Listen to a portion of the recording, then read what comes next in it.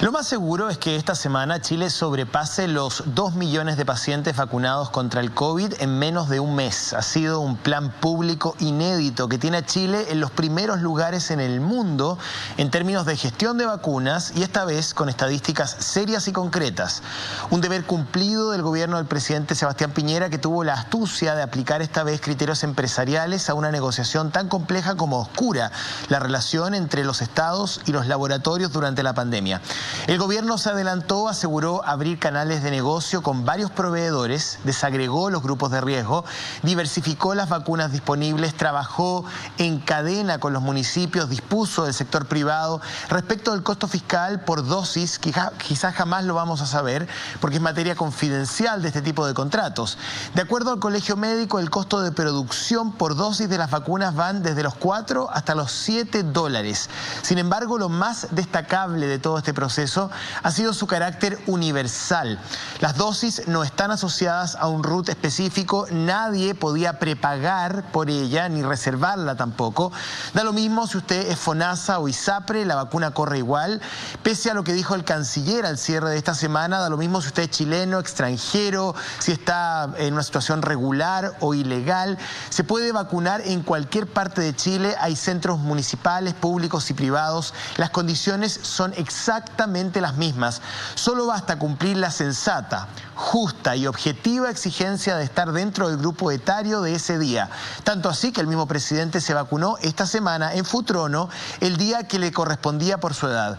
Ese es el triunfo de todo este proceso. El gobierno exhibió y se autodemostró que las políticas públicas pueden ser universales, quizás no en su totalidad, pero al menos en parte, que la población es una sola en materia de salud y que podría hacerlo también en materia de educación o de vivienda, que el Estado de Chile es capaz, cuando hay voluntad, de gestionar para todos sin tener que faltar a la dignidad pidiendo credenciales de pobreza, de indigencia o de méritos dudosos y confusos.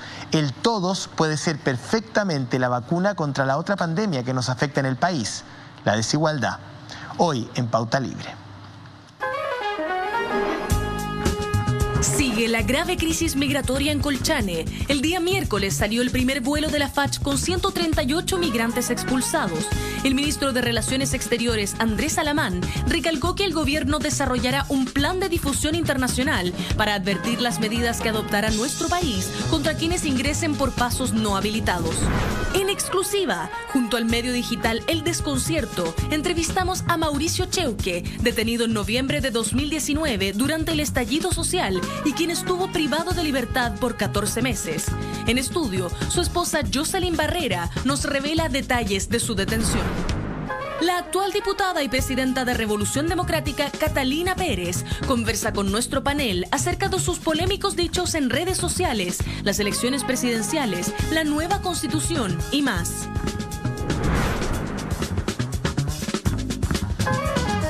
¿Qué tal? ¿Cómo están ustedes? Muy buenas noches. Bienvenidos a esta Pauta Libre en este día domingo. Saludo a las panelistas que van a analizar la actualidad junto a nosotros. Mónica González, buenas noches. Muy buenas noches, José Antonio. Buenas noches a todos quienes nos acompañan en el Día de los Enamorados. ¿Verdad? Se me había olvidado. Yo como no tengo mucho corazón, se me había olvidado que andaba un San Valentín dando vuelta. Yasna Levín. ¿Qué tal? Muy buenas noches. Bueno, y esperemos que le hayan llegado chocolates o algún símil hasta Nueva York a Alejandra Matus. Aquí celebramos, no con chocolates ni símiles, pero con un Bloody Mary. Muy bien, me da gusto escucharlo. Pauta Libre de este día 14 de febrero, Mónica González. Sí, yo quisiera hablar de 4 hechos que forman un hito o varios hitos en estos días que nos indican que estamos frente a una situación muy, muy compleja. La primera es la argumentación de legítima defensa que ha hecho el director de Carabineros y el alto mando, ¿no? Muy firme, muy férrea, sobre la muerte de Francisco Martínez por 6 tiros disparados por el sargento Juan González. Después hay un ciudadano boliviano que fue tirado por 2 efectivos de Carabineros, lo bajan de un retén móvil y lo tiran en un sitio eriazo frente a las dependencias del Servicio Médico Legal de Calama. Independiente si lo golpearon o no lo golpearon, lo importante es que a pesar de estar en estado grave, lo tiran ahí y lo dejan ahí. Y muere. Después hay el tercer hito que yo quiero escoger, es el furgón de carabineros, que fue quemado aquí en Santiago, en el centro de Santiago, en un video que yo creo que a todos nos provocó estupor, estremecimiento, sin saber cómo es posible que esto esté ocurriendo en nuestra ciudad. Los otros hechos son igualmente espeluznantes. Y yo diría que el cuarto es la manifestación de deliberación que ha hecho el general director de Carabineros Yáñez con respecto a su disgusto por los dichos de la ministra Carla Rubilar de que es necesario una refundación de Carabineros, una suerte de refundación. Lo dijo en una entrevista en Radio ADN. Este es un acto de liberación, no es el primero. Lo recordó Oscar Contardo en una columna hoy día, ¿Quién manda?, ¿no? Porque lo que ahí recuerda que este no es el primer acto de liberación. Y lo recuerda porque se dice que hay un acto muy importante el 26 de enero del 2018, que yo lo tengo muy patente, cuando el general director de inteligencia de Carabineros de entonces en el gobierno de Bachelet armó todo un escándalo sin responder preguntas, conferencia de prensa, por lo que estábamos informando sobre la operación Huracán. Blue. Todos sabemos lo que pasó. Villalobos hizo pataleta porque informábamos del fraude de Carabineros. Y todos sabemos que el gobierno no hizo nada y finalmente hemos llegado a un fraude de 30.000 millones de pesos. Y la asociación ilícita son ellos quienes las armaron y somos nosotros quienes tenemos que protegernos de ellos. Aquí el presidente Piñera ha salido a respaldar el actuar de Carabineros, incluso los actos de liberación. En Panguipulli ocurrió un hecho más grave aún. La Corte de Valdivia transformó las cautelares, respaldó la legítima defensa y la ministra Llanos, que es madre, según el Desconcierto reveló esta semana, el medio digital, es madre del jefe del OS7 de Carabineros de Punta Arenas, no se inhabilitó. No se acostumbra, nadie dice nada, nadie reclama. Y ella, saltándose los pasos procesales antes de que termine la investigación, va al fondo del tema y zanja, dicta sentencia. Aquí hubo legítima defensa. Yo quiero solo apuntar un hecho. Si prevalece esta teoría de la legítima defensa con 6 tiros, en que independiente de los videos que hay, de los testimonios que hay, que indican que hubo un primer acto de imprudencia de los carabineros porque al parecer no conocían a este señor, a este artesano que vivía en Panguipulli, que era absolutamente inofensivo, pacífico. Yo creo que si se llega a legitimar esta teoría, la legítima defensa, tiene unas repercusiones enormes, porque si desde el estallido hemos tenido más de un centenar de heridos graves, con carabineros disparando perdigones y armas. ¿Ustedes se imaginan lo que significaría que ante la menor interpelación Carabineros actúe, porque ellos van a estar blindados además por un fallo judicial? Lo que me preocupa es que ni al gobierno ni a la oposición les parece que aquí hay un desgobierno, que aquí no tiene coto Carabineros, nadie lo controla, nadie lo fiscaliza. Lo que le duele es que la ministra Carla Rubilar haya dicho que hay que hacer una especie de refundación, porque eso es lo que necesita Carabineros, porque no tiene la confianza de los ciudadanos. Y entonces lo que le duele es que ella lo haya dicho y lo manifiestan públicamente en un acto de deliberación. Yo creo que el descontrol se vio y lo grafica esta imagen de 86 inmigrantes expulsados con overoles blancos. ¿Dónde están los coyotes que los trajeron a Chile? Porque yo quiero solamente decir, el gran ganador del estallido social por la falta de control que hay sobre el actuar de Carabineros, por la ineficacia policial, de inteligencia, es el narcotráfico, el crimen organizado, que tiene 3 variantes. narcotráfico, tráfico de armas que han aumentado en Chile enormemente, según todas las estadísticas. Los homicidios han aumentado en 34% en Chile, con armas de fuego de alto calibre, y el tráfico de personas. Ni un solo coyote arrestado. 86 inmigrantes, pobres, que llegaron a Chile a pie, con niños, caminando a veces, kilómetros de kilómetros. Yo creo que el tema es preocupante. Varias personas están diciendo, ya es tarde, ya es tarde.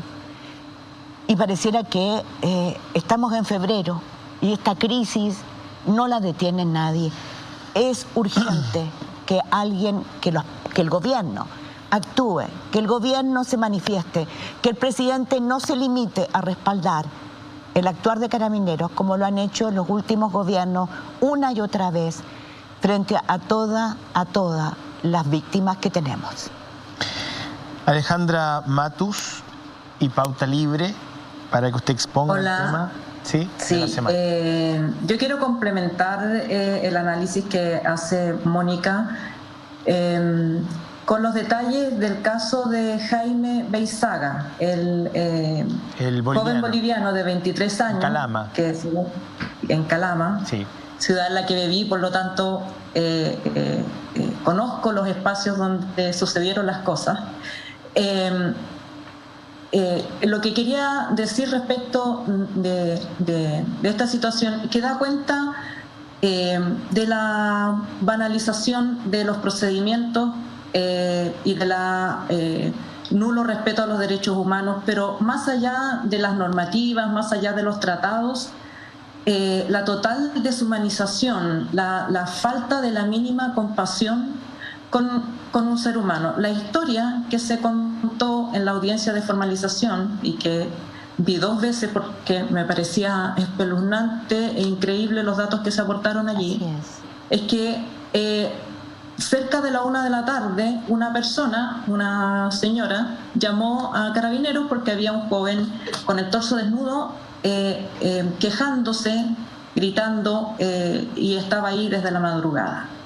Cuando llegaron los policías y le preguntaron el nombre, el joven no se podía levantar y lo tomaron en andas y lo subieron al furgón retén móvil. A 5 minutos de distancia de ahí no hay uno, sino 5 centros hospitalarios privados y públicos, y no se dirigieron allí.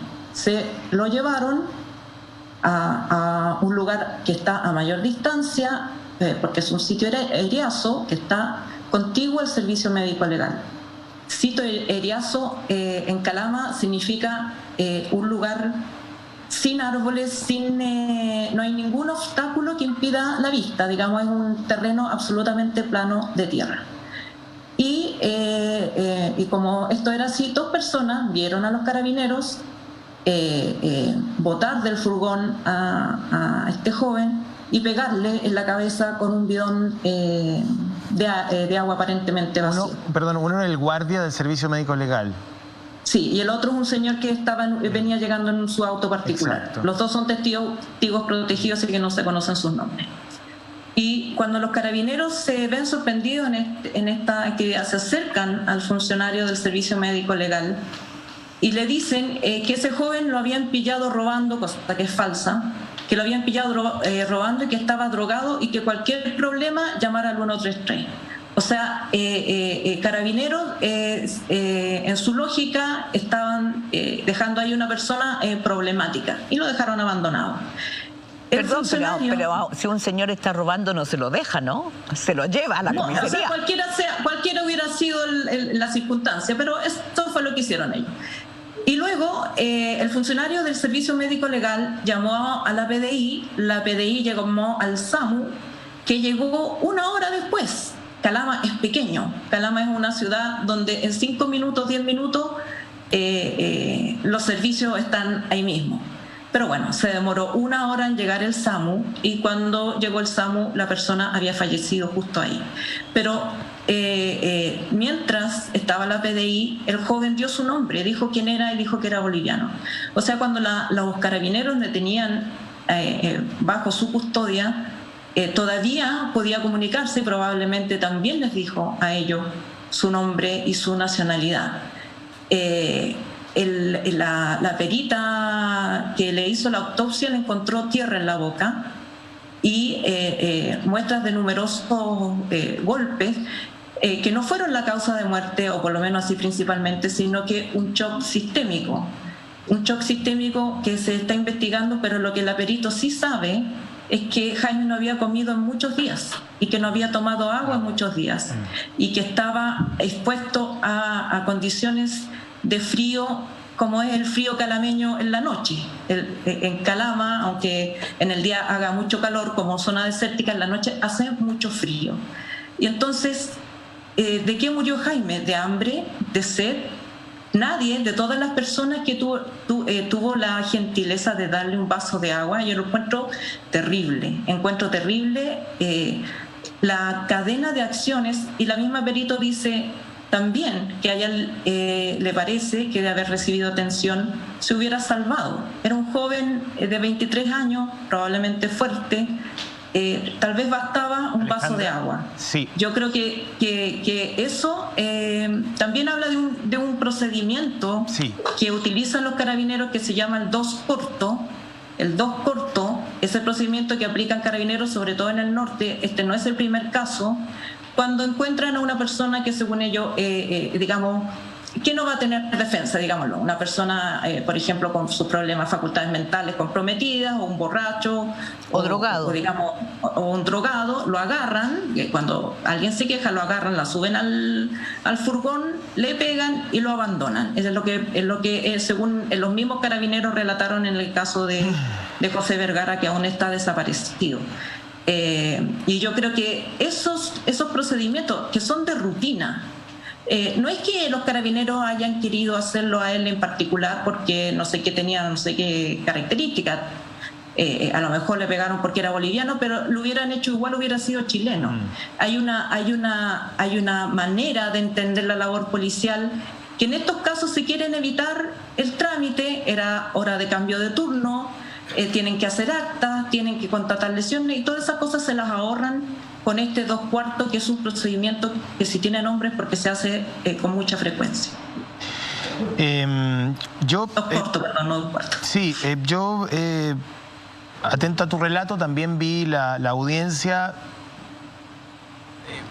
experimenté también conmoción ante lo que se expuso allí. Hay un tema que tiene que ver con lo que ocurrió en Calama y que tiene que ver con nuestra profesión, y yo lo voy a traer a colación, porque lo siento así, me disculpan, digamos, pero tiene que ver con lo que tú estás diciendo, que tiene que ver con la publicación que hace el diario La Tercera y un artículo de Leslie Ayala. De Leslie Ayala y Juan Manuel Ojeda. Sí, ellos publican un preinforme de autopsia, entiendo, un documento del médico legal que desde el punto de vista de la investigación descarta la hipótesis de la golpiza, ¿no? Luego hay una información que circula en medios del norte que ese supuesto preinforme no habría existido jamás. Luego sin existió, autor, sin firma. Sin firma. Y luego vemos la audiencia donde efectivamente ese preinforme existe. Ese preinforme de autopsia dice que la causa de muerte es indeterminada. Porque faltan porque faltan, efectivamente, 2 exámenes. Porque faltan todavía 2 procesos, digamos. 2 exámenes muy importantes. Exacto. Por lo tanto, dice que la causa es indeterminada, describe las causas, la condición médica que dices tú, Alejandra, respecto de que había falta de alimento, falta de líquido y que había un shock generalizado en el cuerpo de la víctima. Pero el informe existió, el documento está. Probablemente falta todavía agregar, indexar algunos otros datos que van a permitir que la justicia tenga un panorama más claro desde el punto de vista médico, si efectivamente hubo o no una participación activa de Carabineros. Lo que investigan ahora es la falta de auxilio que le entregan los Carabineros. Lo que tú estás contando no resta el relato de Alejandra de que los Carabineros, en vez de auxiliarlo, lo tiraron y lo dejaron grave en un sitio riesgo. El punto al cual yo voy... Y lo golpearon. Sí, el tema, el punto al cual yo voy... Lo que la relación directa entre los golpes y la muerte es lo que se está investigando, y que más probablemente lo que tenía era un problemas por inanición y por deshidratación. Perdón, es pero que el punto tiene que ver con digamos, la cantidad de ataques del cual ha sido objeto el equipo de la tercera. Me parece cobarde, me parece delirante. Yo no conozco a Leslie Ayala en persona, nunca he hablado con ella, no tengo ni un compromiso con el diario La Tercera, pero sí he sido objeto de funas, logro empatizar con el trabajo de una colega. Ese documento existió, a lo mejor incompleto, pero existió, y aprovecho este espacio para enviarle un mensaje de apoyo a Leslie Ayala, porque recibió amenazas de muerte, porque fue denostada, y me parece que no es justo. De verdad me parece que no es justo. Es que lo que estamos viviendo es una situación muy compleja en que las redes sociales, que yo creo que tienen su valor, pero cuando se comportan como en sus efectos nocivos, desinformando con respecto a las vacunas o denostando, crean una situación en que incluso a Leslie la amenazaban con violarla, ¿no? Entonces yo creo que a Leslie y a Juan Manuel Ojeda tienen un trabajo que los respalda. Y yo creo que eso es muy importante. Yo creo que las redes son un instrumento, las redes no reaccionan. Hay personas que criticaron el trabajo periodístico como critican el trabajo periodístico de cualquiera de nosotros y digamos, yo creo que frente tienen a todo eso, el derecho. Claro, tienen todo el derecho, digamos, porque el tema con la nota de La Tercera no es si el informe existía o no, sino que la nota decía que se descartaba completamente la participación de Carabineros, y no es tan así, porque lo que se establece que hay una muerte por causa indeterminada, todavía faltan antecedentes, y que, digamos, la actuación de Carabineros tampoco es inocua en el resultado del deceso, al punto que la Fiscalía lo formaliza por trato inhumano y cruel y cuasi delito de homicidio. Entonces, respecto de la crítica al trabajo, yo creo que todos tenemos que, digamos, tener el cuero duro y de cómo soportar las críticas y responder del trabajo que hacemos. Ahora, por supuesto que a algunas personas menos, y yo creo que aquí lo importante es identificar qué personas son las que amenazan y que, digamos, se pasan de revoluciones y atacan a la persona y no están discutiendo con el argumento, sino que atacan a la persona como ser humano. Y por eso, por supuesto, respecto de eso, yo no comparto las amenazas contra nadie. Las mujeres somos principalmente blancos de amenazas en redes sociales y de amenazas de tipo sexual, que son las que no sé por qué la gente piensa que para denostar o para discutir tu trabajo te tienen que amenazar con de corte sexual, hacerte amenazas de corte sexual. Más allá de eso, yo creo que el tema de la mentira, claro, pero sí es importante decir que no es toda la red, que digamos, hay personas que lo han hecho, y yo creo que en este caso sería súper importante que se investigara y se sancionara a esas personas, porque el delito de amenazas existe, y aunque se haga en la red, aunque se haga presencialmente, es un delito. En todo caso. Yasna. Si me permiten ir a otro punto un poquito más esperanzador, y es el proceso de vacunación, que nos trajo alegría por la esperanza que significa para combatir el coronavirus, pero también por lo igualitario del proceso. Pero hay que poner el mérito donde está. Y en ese sentido quiero reivindicar el trabajo que hizo el Núcleo Milenio de la Universidad Católica, a contrapelo de muchos obstáculos, incluso del Poder Ejecutivo, con sus relaciones científicas con China y con el laboratorio Sinovac, que les permitió levantar un proyecto para realizar el proceso clínico de fase 3 y con eso lograr un compromiso de 20 millones de dosis por año durante 3 años, con un descuento de 25% en el valor. Eso lo logró la comunidad científica y no el gobierno. Aún más, ellos necesitaban un financiamiento para hacer eso, y ese financiamiento lo obtuvieron primero de la CPC, después tuvieron, lo cuentan los gestores del proyecto, golpear muchas puertas en el gobierno para conseguir. Juan Sutil este proceso? Le debemos a la comunidad científica No, pero chilena tú dices y china. que hay una diferencia cubierta por la CPC. Sale en el Mercurio. Hay un artículo del Mercurio que cuenta todo ese recorrido por su protagonista. 6 o 7 puertas que Cristian Larroulé juega un rol importantísimo. Pero quiero ir más atrás también. A ver. Quiero ir más atrás y es el papel que tiene el Sistema Nacional de Salud en esto, que ha sido destacado, que es bien distinto del trabajo centralizado, que se ha sacado los zapatos con un esfuerzo maravilloso, en un proceso espectacular, impecable, pero que tiene que ver con una historia.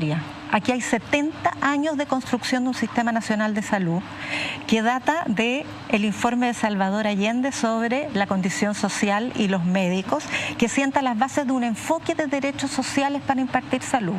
Durante el gobierno de Pedro Aguirre Cerda, cuyo lema, recordemos, gobernar es educar y dar salud al pueblo, porque es un enfoque de derechos sociales donde todos y todas somos iguales en dignidad, en derechos y somos sujetos de derechos. Y eso se revaloriza a la luz de esta historia. Y hay otro aspecto bien bonito, solamente en este raconto histórico, el abuelo de Salvador Allende, Ramón Allende Padín, siendo diputado, presentó en 1877 el primer proyecto de ley para establecer vacuna contra la viruela universal. Se lo rechazaron. 10 años después, el gobierno de Balmaceda vuelve a hacer lo mismo, vuelven a rechazárselo, porque en Chile se vacunaba a los ricos y a los pobres, si tenían ganas, algunas organizaciones filantrópicas de la iglesia, a veces. Lo hace por decreto finalmente y desde entonces tenemos vacuna obligatoria. Pero creo que no es justo hablar de vida hoy en Chile sin referirse a la muerte que sembró el gobierno de Chile en el norte con este acto abyecto de expulsar a migrantes que no son migrantes. Los venezolanos que vienen a Chile son desplazados de un conflicto social. No son inmigrantes que vienen a probar suerte. No tienen dónde ir. Y Chile no es el primer país receptor. Quiero decir al respecto que esta deportación es una ofensiva nacional populista del presidente Piñera para recuperar el 20% del electorado de la derecha dura del rechazo. Busca con la vieja consigna y el viejo recurso de las zanjas, de los muros, como Trump, de las deportaciones, apelar al patriotismo de un segmento nacionalista que hemos visto muy peligrosamente no solo en Estados Unidos, sino que en Europa, con una crisis humanitaria de la misma envergadura, porque esta es la crisis humanitaria más grande que ha tenido América Latina en su historia. Perdón, 5 millones de venezolanos, según la información de la ONU, han salido de Venezuela. 5,5 millones de venezolanos. 5 millones de venezolanos que huyen del hambre, de la ineficacia de los hospitales, vienen a salvar sus vidas. Millones de sirios que salieron desplazados por el Mediterráneo y que convirtieron, gracias a, entre otros, Matteo Salvini, el Mediterráneo en un cementerio de sirios, de la misma manera que estamos convirtiendo. Perdón, pero yo también quiero agregar algo a eso que está diciendo Yauna. Sí, al tiro. Nuestro desierto, solo para terminar la idea, nuestro desierto en un cementerio de venezolanos, porque sabemos que murieron 3 en Colchane, pero no hay un registro de los muertos durante la travesía, no hay un registro de las mujeres violadas por los coyotes en los pasos fronterizos. Ese registro no existe. No, sí, hay un punto, yo estoy absolutamente de acuerdo contigo. Quiero solamente agregar desde mi óptica el oportunismo político de la campaña Piñera, que usó y ha usado a Venezuela permanentemente como una moneda de propaganda, tanto así que hay antecedentes, están las declaraciones del presidente ofreciendo a Chile como un lugar de destino. No solo una vez. No solo una vez. Encargado de la logística de la entrega de ayuda en Cúcuta. Con Duque. Bueno, pero lo que yo quiero alertar, porque no es pasado, es lo que dice el ministro de Defensa en una entrevista, Baldo Procurica, en el Mercurio, en que a la pregunta que le hace el periodista del Mercurio sobre si es efectivo, que han licitado, han abierto un proceso de licitación de 15 aviones para expulsar a más extranjeros, habiendo aviones FACH, ¿para qué se gasta, no? Tiempos de crisis. Y él dice lo siguiente: sí, es efectivo que hemos abierto este proceso de contratación, porque hubo privados que reclamaron que usábamos fondos de las Fuerzas Armadas para expulsar a extranjeros. Yo de verdad leí 3 veces la respuesta, porque no la pude entender. O sea, es decir, se está abriendo un proceso de contratar 15 aviones para expulsar a extranjeros y dice, y se van a seguir usando aviones FACH. O sea, este proceso ilegales. Recién empieza. No estamos hablando de delincuentes. Pero yo creo que quien mejor nos puede hablar de aquello es nuestro próximo entrevistado. Que ya nos está esperando, así que a mis compañeras les pido un poquito de paciencia para presentar al padre Felipe Berríos, que a través de las plataformas digitales tiene la gentileza de estar con nosotros, alguien que ha visitado la zona, que conoce la dinámica, que ha tenido una mirada también muy particular respecto de este tema. Padre Berríos, muchísimas gracias por estar con nosotros en Pauta Libre. Muy buenas noches. Muchas gracias a ustedes, estaba muy interesante lo que estaban conversando.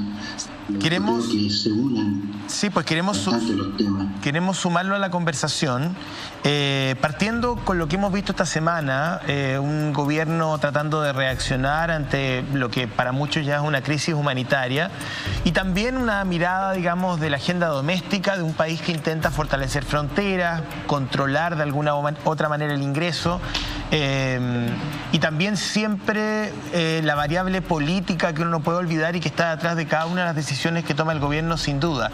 ¿Cuál es el diagnóstico que usted tiene respecto a lo que está pasando en el norte del país? Mira, yo creo que estamos complicada la crisis institucional y de salud que estamos viviendo, de tratar de no echar pelo a la sopa, pero en realidad esto fue la gota que me rebasó el vaso de la crueldad de lo que se hizo, a mí me recordó, lo dije lo de la caravana a la muerte, con todas las diferencias que tiene, pero la performance de llegar en una aeronave saltándose las autoridades locales, dar una sensación de dureza, no solo dar la sensación, hacerlo dureza, entonces llevar a las personas detenidas con overoles blancos y la amenaza que lo encontré realmente de una violencia tremenda. Ella hablaba, me parece que el subsecretario Gali, referente a las palabras de una diputada incendiaria de la cosa, que decía que las palabras traen. Bueno, hace tiempo que se está con una desborrea de agresividad de parte de las autoridades, que esto fue como uy, a mí varias ideas. Una, lo que dicen los ministros que hablaron no es verdad. El ministro de Relaciones Exteriores, el ministro del Interior, no han cometido delitos, no son delincuentes, y dicen que las personas entraron ilegalmente al país. Bueno, no han entrado ilegalmente, lo que sí, no pueden entrar porque no se han dado las visas. Si ellos piden visa, como dicen, no se les dan. Incluso hay miles de inmigrantes que viven años aquí en Chile, que trabajan, que aportan al país, que están tratando de regularizar su situación durante años y no le regularizan la situación. Y como cuando tú cierras la posibilidad de entrar a un país, sí, perdón. Sí, Felipe, durante la dictadura la Iglesia Católica chilena jugó un papel muy importante en la defensa de los derechos humanos. Estamos viviendo un periodo de violación masiva de derechos humanos, y está la discusión si es sistemático o no, pero hay una violación masiva de derechos humanos. ¿Cuánto la Iglesia ha perdido en su posibilidad de cumplir ese rol en el presente por las causas de abuso sexual y la desconfianza que actualmente siente la población hacia la Iglesia, que antiguamente o anteriormente fue un lugar de refugio? Bueno, a partir de Juan Pablo II y el nefasto de Ángelo Sodano como secretario de Estado, nos hicieron retroceder el Concilio Vaticano y dar a entender que la Iglesia era sinónimo de la jerarquía, y se olvidaron de la Iglesia Pueblo, a la cual la jerarquía está al servicio de ella. Si tú seguimos el argumento de ellos, de que la Iglesia es sinónimo de la jerarquía, Es una iglesia obviamente que está con un silencio cómplice, diría, de todo lo que ha pasado, pero la iglesia pueblo es la que estaba protestando el 18 de octubre, es la que está en las ollas comunes, es la que está ayudando a los inmigrantes. O sea, perdón, en tu opinión entonces el problema... Déjame terminar lo que yo estaba diciendo antes, que me parece a mí muy grave que se hable de migrantes. Yo vi los noticieros y hablaban de migrantes, todos hablan de migrantes. Yo recuerdo en la dictadura, cuando Merino, con todas, tratándose de hacer el gracioso, hablaba de humanoides. Cuando tú hablas de humanoides, como cuando los hitlerianos hablaban de los judíos como si fueran una cosa. Y cuando tú ya entras a la categoría que te olvidas que hay un ser humano detrás de una persona, tú estás dando permiso para que se haga lo que quiera con él. Cuando tú hablas de migrante, y no es un ser humano, sino que hablas de migrante, claro que le pueden pegar como al boliviano, que ustedes hablaban antes, claro que pueden tratar a las personas porque son otra categoría, no son personas. Y hace tiempo que están con eso las autoridades, así como hablan de los chiquillos presos por el 18 de octubre, que ya los juzgan antes que se haga justicia sobre ellos y los catalogan ya como delincuentes, como personas que no merecen un juicio justo. Lo mismo se está haciendo con los migrantes. Y otra cosa más que tiene que ver con lo que se hablaba de la vacuna, que yo vivo en un campamento de un tercio es colombiano, un tercio peruano y un tercio boliviano.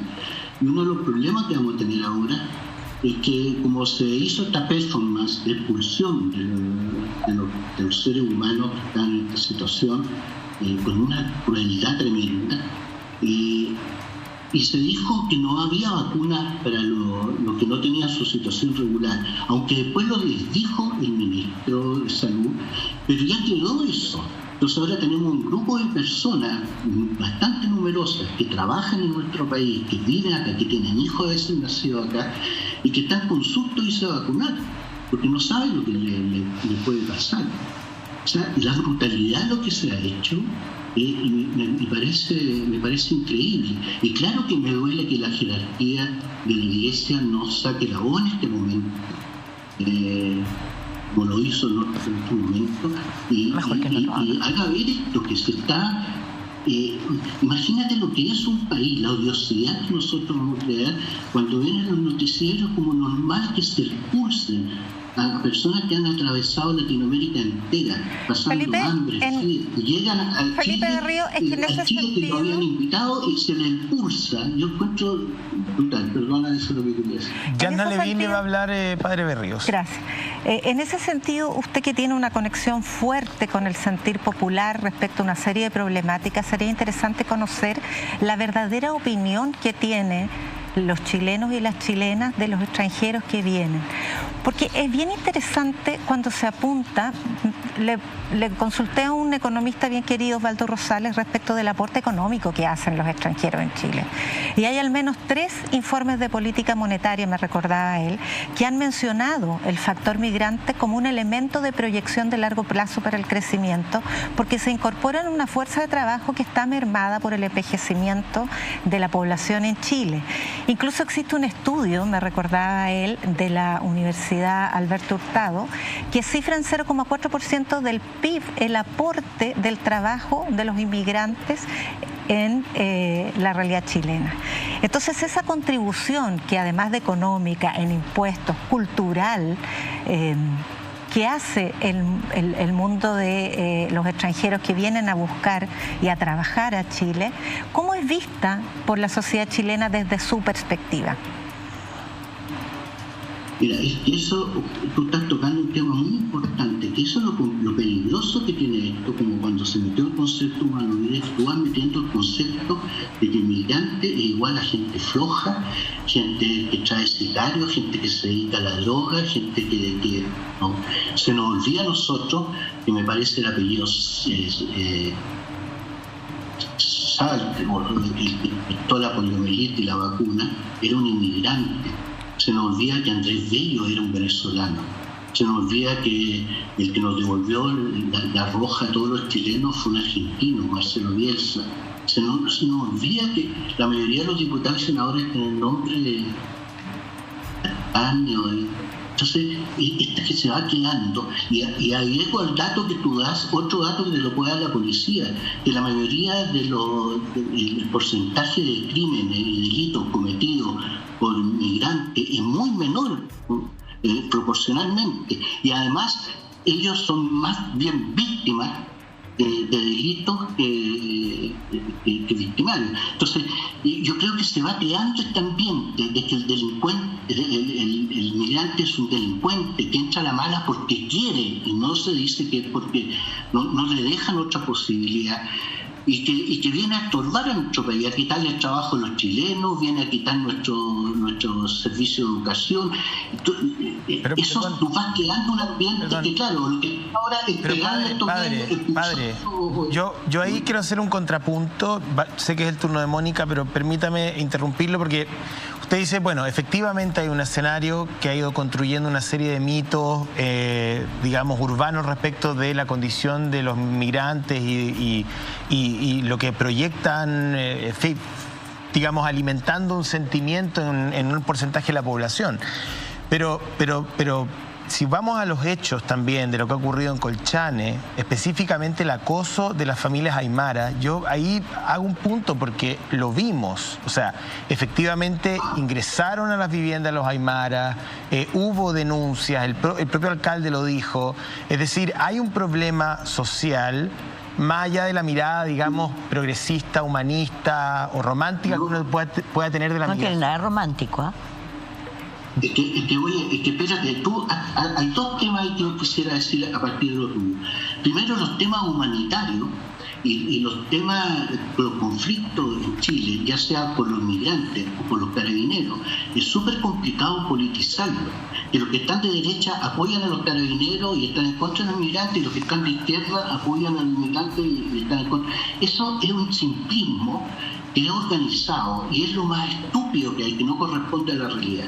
Segundo, yo te diría, el problema es cuando tú a los inmigrantes que hay en Chile, la cantidad de inmigrantes que tenemos en Chile, le llamamos inmigrantes porque son amerindos, latinoamericanos o afroamericanos, si no le llamaríamos extranjeros. Racismo tremendo. Pero si el porcentaje que tenemos, si tú lo repartes, no hay problema, pero el problema se produce, San Antonio, cuando tú pasa lo que pasó con Colchane, cuando tú lo ponen como en un gueto en unas ciudades, y dentro de las ciudades en algunos lugares, y aquí en el campamento donde yo vivo o el otro campamento en Antofagasta, ahí están achorronados todos los inmigrantes, y el problema no son los inmigrantes, porque si llega un inmigrante con plata, lo van a atender. Sí, Felipe, disculpa Felipe, pero estamos frente a un problema. Estamos frente a un problema y tú lo sabes muy bien. Y perdón, no voy a tratarlo de usted porque él es miembro del directorio de CIPER, nos conocemos, yo estaba en la chimba. No van a cachar que somos amigos. Entonces no puedo tratarlo de usted, ¿no? Yo estaba en la chimba, conozco bien. Entonces, hay algo que me preocupa, Felipe. Bueno, espere, Mónica, y además una cosa, que no nos traten de padre ni usted. No, por eso yo te digo Felipe, además porque yo no soy... Bueno, da lo mismo. Felipe, el tema concreto es el siguiente. Antes, efectivamente, la iglesia tenía una voz, la iglesia la perdió por las razones que hablaba Alejandra, los abusos sexuales la minaron. Y de verdad hoy día es mejor que ni hable porque no hay confianza en la jerarquía de la iglesia. Pero espérate, momento.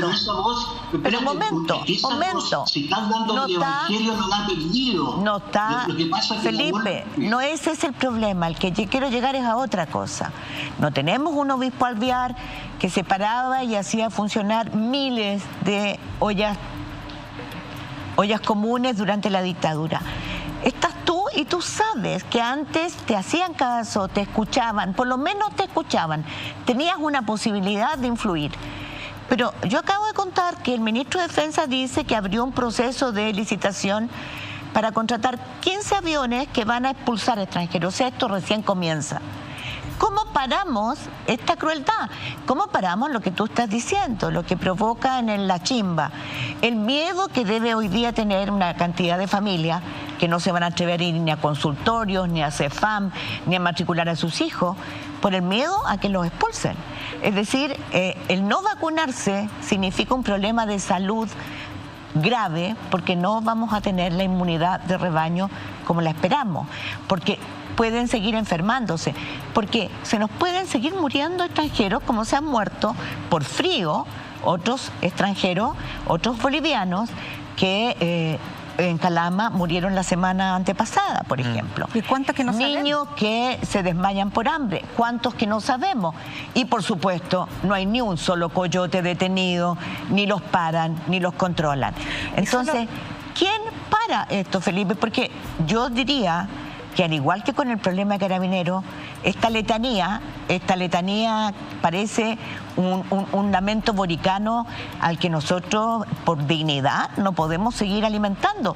Algo tenemos que hacer para parar esto, ¿no? Y para complementar la pregunta, Felipe, porque va en la misma dirección de la interrogante de Mónica, y es que esto requiere, como toda crisis humanitaria de migración, y va a haber muchas más, va a haber desplazados por el cambio climático, por ejemplo, requiere una respuesta interregional. Esto evidentemente no lo tiene que absorber Colchane, ni lo tiene que absorber solamente los pueblos del norte. Y para eso hay una conferencia de donantes en España, se va a volver a reunir en Canadá dentro de un par de meses. Para eso hay que firmar los tratados internacionales como el de Marrakech, que no firmó el gobierno. Entonces, en ese sentido sería interesante ver cómo mirar una respuesta global también, Felipe. Mira, oye, y además que no solo está el peligro de los coyotes, del frío del desierto, sino que cuando llegan al país y no les dan, no lo regularizan las autoridades. Llevamos años esperando que regularicen a la gente que está trabajando y aportando. Lo agarran las mafias acá dentro de Chile. Entonces hay gente que queda atrapada en el camino o queda atrapada dentro de Chile. Sobre lo que decía la iglesia, el MWL salió hace poco que le dieron el título de cardenal al arzobispo Santiago, que nadie lo ha visto. Si tiene el título cardenal es un título político y él tiene que usar su fuerza y su influencia para hablar de estas cosas. Pero no lo hace. Para el mundo católico viene el miércoles de ceniza, el próximo miércoles. Van a estar todos poniéndose la ceniza cuando aquí se está violando el Evangelio. Jesús fue un inmigrante.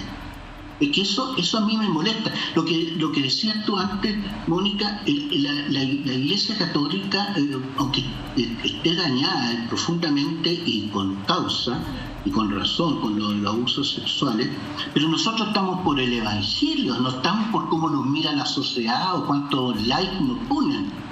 Entonces eso es lo que me molesta. Los obispos chilenos tienen una posición política en la sociedad y ellos tienen el deber de usar esa influencia que tienen o debieran de tener esa voz para hablar de esto. O abrir, el tema del pero aborto, Felipe, la eutanasia, o abrir, una especie de, Felipe, o abrir, eutanasia de aborto. Felipe, o abrir las iglesias o las residencias de la iglesia para acoger a esta gente tan necesitada. ¿Dónde están? Eso mismo iba a preguntar, porque una cosa son las personas. A la isla. Una cosa son las personas y otra cosa son los recursos de la iglesia. ¿Dónde están los recursos de la iglesia que se usaron, que se abrieron antes? Eso es lo que estoy diciendo. El Papa fue a Italia, que había acogido mucha más gente que nosotros, y les pidió a todos los conventos, que además no estamos teniendo ocasiones, que abren los conventos, las casas de retiro, la iglesia, para acoger a los migrantes. Claro. Que compartamos la riqueza que tenemos con ellos. El Papa lo pidió expresamente. Ahora, pero yo insisto, aquí hay una, por decirlo, no sé si llamarlo campaña, pero algo que se va repitiendo, que no se habla de seres humanos, de gente que está sufriendo, de gente que viene a nuestro país porque además se le invitó a nuestro país, y es el mismo presidente, y se les trata como si fueran unos delincuentes, como si no fueran personas, se tratan migrantes. Yo veo en las noticias, los migrantes, tantos migrantes. De ahí a eliminarlo da lo mismo, ser un migrante, no es un ser humano. Es que eso lo encuentro yo de una peligrosidad tremenda. Y no podemos quedar indiferentes ante eso. Los migrantes son seres humanos que nos necesitan y además nosotros los necesitamos a ellos. Somos un país de viejos, de pocos niños, que necesitamos, que nos enriquezcan culturalmente y necesitamos su mano de obra. Yo vivo acá en un campamento, la gente se levanta temprano a trabajar, se saca la mugre y se proyectan en Chile como se proyectaron muchos de los que vinieron acá, españoles, italianos, croatas, y que fueron acogidos. Felipe, bueno, una reflexión bien...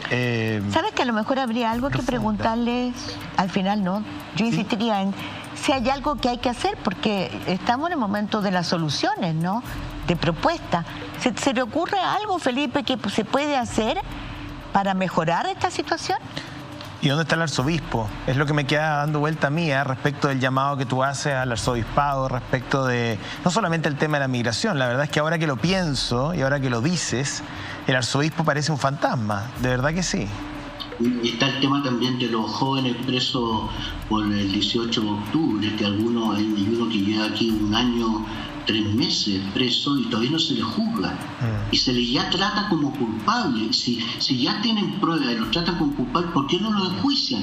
Y le van posponiendo y posponiendo los juicios, de tal desesperación de la familia y de ellos, que a mí me ha tocado tener que hablar y tener que decirle a un joven que se declare culpable para que le den 3 o 4 años de cárcel y pena remitida. Esa es la salida que se está buscando.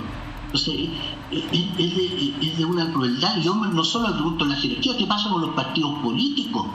Los que avivaron la cuenta con estos chiquillos, los comunicadores que los trataron de héroes, y están todos callados, preocupados de las elecciones. Felipe, bueno, muchísimas gracias por esta conversación. Esperamos tenerte en el estudio, en algún viaje quizás, si vienes a Santiago. Sería precioso poder contar contigo, en hacer un análisis general de siempre tu mirada súper asertiva y que sintoniza además con el sentido social de las cosas, ¿no? Muchas gracias, que estés muy bien, buenas noches. Buenas noches, Felipe. Yo le agradezco. Claro, Sí, muchas gracias. Oye, yo le agradezco haber estado por lo menos a la distancia con usted. No los puedo ver porque acá no llega la red, pero me meto ahí, hago un truco con YouTube para ver. Muchas gracias. Los felicito y los felicito. Muchas gracias. Sigan ahí. Chao, chao, chao. Gracias. Chao. Es momento de ir a la pausa. Vamos a estar en un ratito con la historia de Mauricio Cheuque. Él pasó meses en prisión, finalmente fue absuelto por la justicia respecto a sus eventuales responsabilidades en lo que ocurrió en el estallido social. Nos va a contar su historia, pero antes tenemos una cápsula, ponga atención, una cápsula de la Universidad Academia de Humanismo Cristiano. Me llena de orgullo pensar que los estudiantes realmente han entendido que han estado en un espacio que se la juega por transformar, inventando nuevas didácticas. Van a conocer un proyecto de formación de profesores que los va a enamorar, que está diseñado para transformar la realidad. La academia trata de generar espacio de convivencia colectiva con una identidad de una vocación de educación pública. Universidad Academia Humanismo Cristiano, profesionales que transforman tu mundo, proceso de admisión 2021, acreditada y además adscrita a la política pública de gratuidad. Puedes informarte en academia.cl. Nos vamos rápidamente a la primera pausa aquí en Pauta Libre. Estamos con la historia de Mauricio Cheuque y también la diputada presidenta de Revolución Democrática, la diputada Pérez, que responde por sus polémicos dichos esta semana y nos habla del Frente Amplio y mucho más. Estamos ya de vuelta, no se vaya. Bien, son exactamente las 10 de la noche con 59 minutos. Estamos en vivo haciendo Pauta Libre esta noche, domingo 14 de febrero. Ponga atención a la siguiente mensaje, ¿no? Casas prefabricadas Lonquén, calidad y buen servicio. Somos la empresa más responsable del rubro con los mejores precios del mercado. Tenemos desde un kit básico, muchos modelos disponibles desde 36 metros cuadrados hacia arriba. Llave en mano, llegar y habitar. Tu sueño lo hacemos realidad, nos puedes traer tu proyecto, nosotros lo construimos, contamos con servicios de instalación dentro y fuera de Santiago. Trabajamos todo tipo de materiales, madera, metal con fierro, panela, pedido. Ven, puedes cotizar con nosotros, no te vas a arrepentir. Tenemos 9 años de experiencia que nos avalan. Nuestra página web www.casasprefabricadaslonquén.cl. También están los números de contacto, más 569-208-0969, más 569-573-5310. Hay una oferta del mes de febrero, mes del amor, kit básico inicial de 72 metros con 4 dormitorios, 2 baños desde los 2.690.000. Son 3 modelos para elegir, válido solo por febrero. Tiene que comprarse una casa después de yo leer ese tremendo aviso. Sí, le puse todo el corazón para que ustedes accedan también ahí a Casas Lonquén y puedan ver la gran cantidad de posibilidades que tienen. Y recuerde la cápsula de la Universidad Academia de Humanismo Cristiano. Es una universidad que entiende y no puede existir sin una conciencia de lo público. Planteándose los grandes desafíos que tiene la sociedad chilena en la actualidad. En materia medioambiental, de pueblos indígenas, en materia de género. La academia trata de generar espacio de convivencia colectiva con una identidad de una vocación de educación pública. Universidad Academia de Humanismo Cristiano, profesionales que transforman tu mundo, proceso de admisión 2021, acreditada y adscrita a gratuidad. Infórmate sobre sus carreras en academia.cl.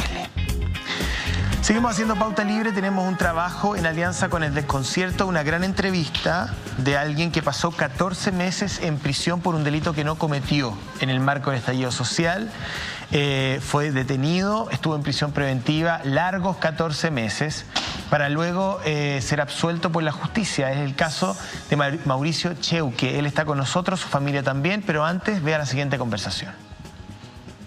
Mauricio, quiero agradecer que nos hayan invitado, nos hayan abierto las puertas de su casa y nos gustaría saber, Mauricio, ¿qué recuerdas de ese día? Bueno, el día 14 de noviembre, lo recuerdo que... Bueno, ese día yo venía de mi trabajo, que ese día había protestas y salíamos todos temprano en esos tiempos.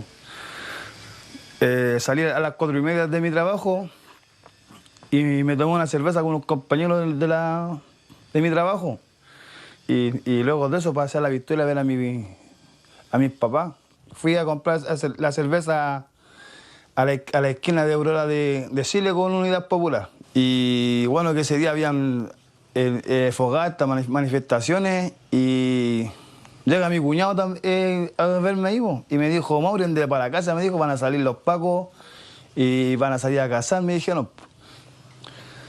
Y luego de eso, estábamos ahí y llegan 2 furgones de carabineros.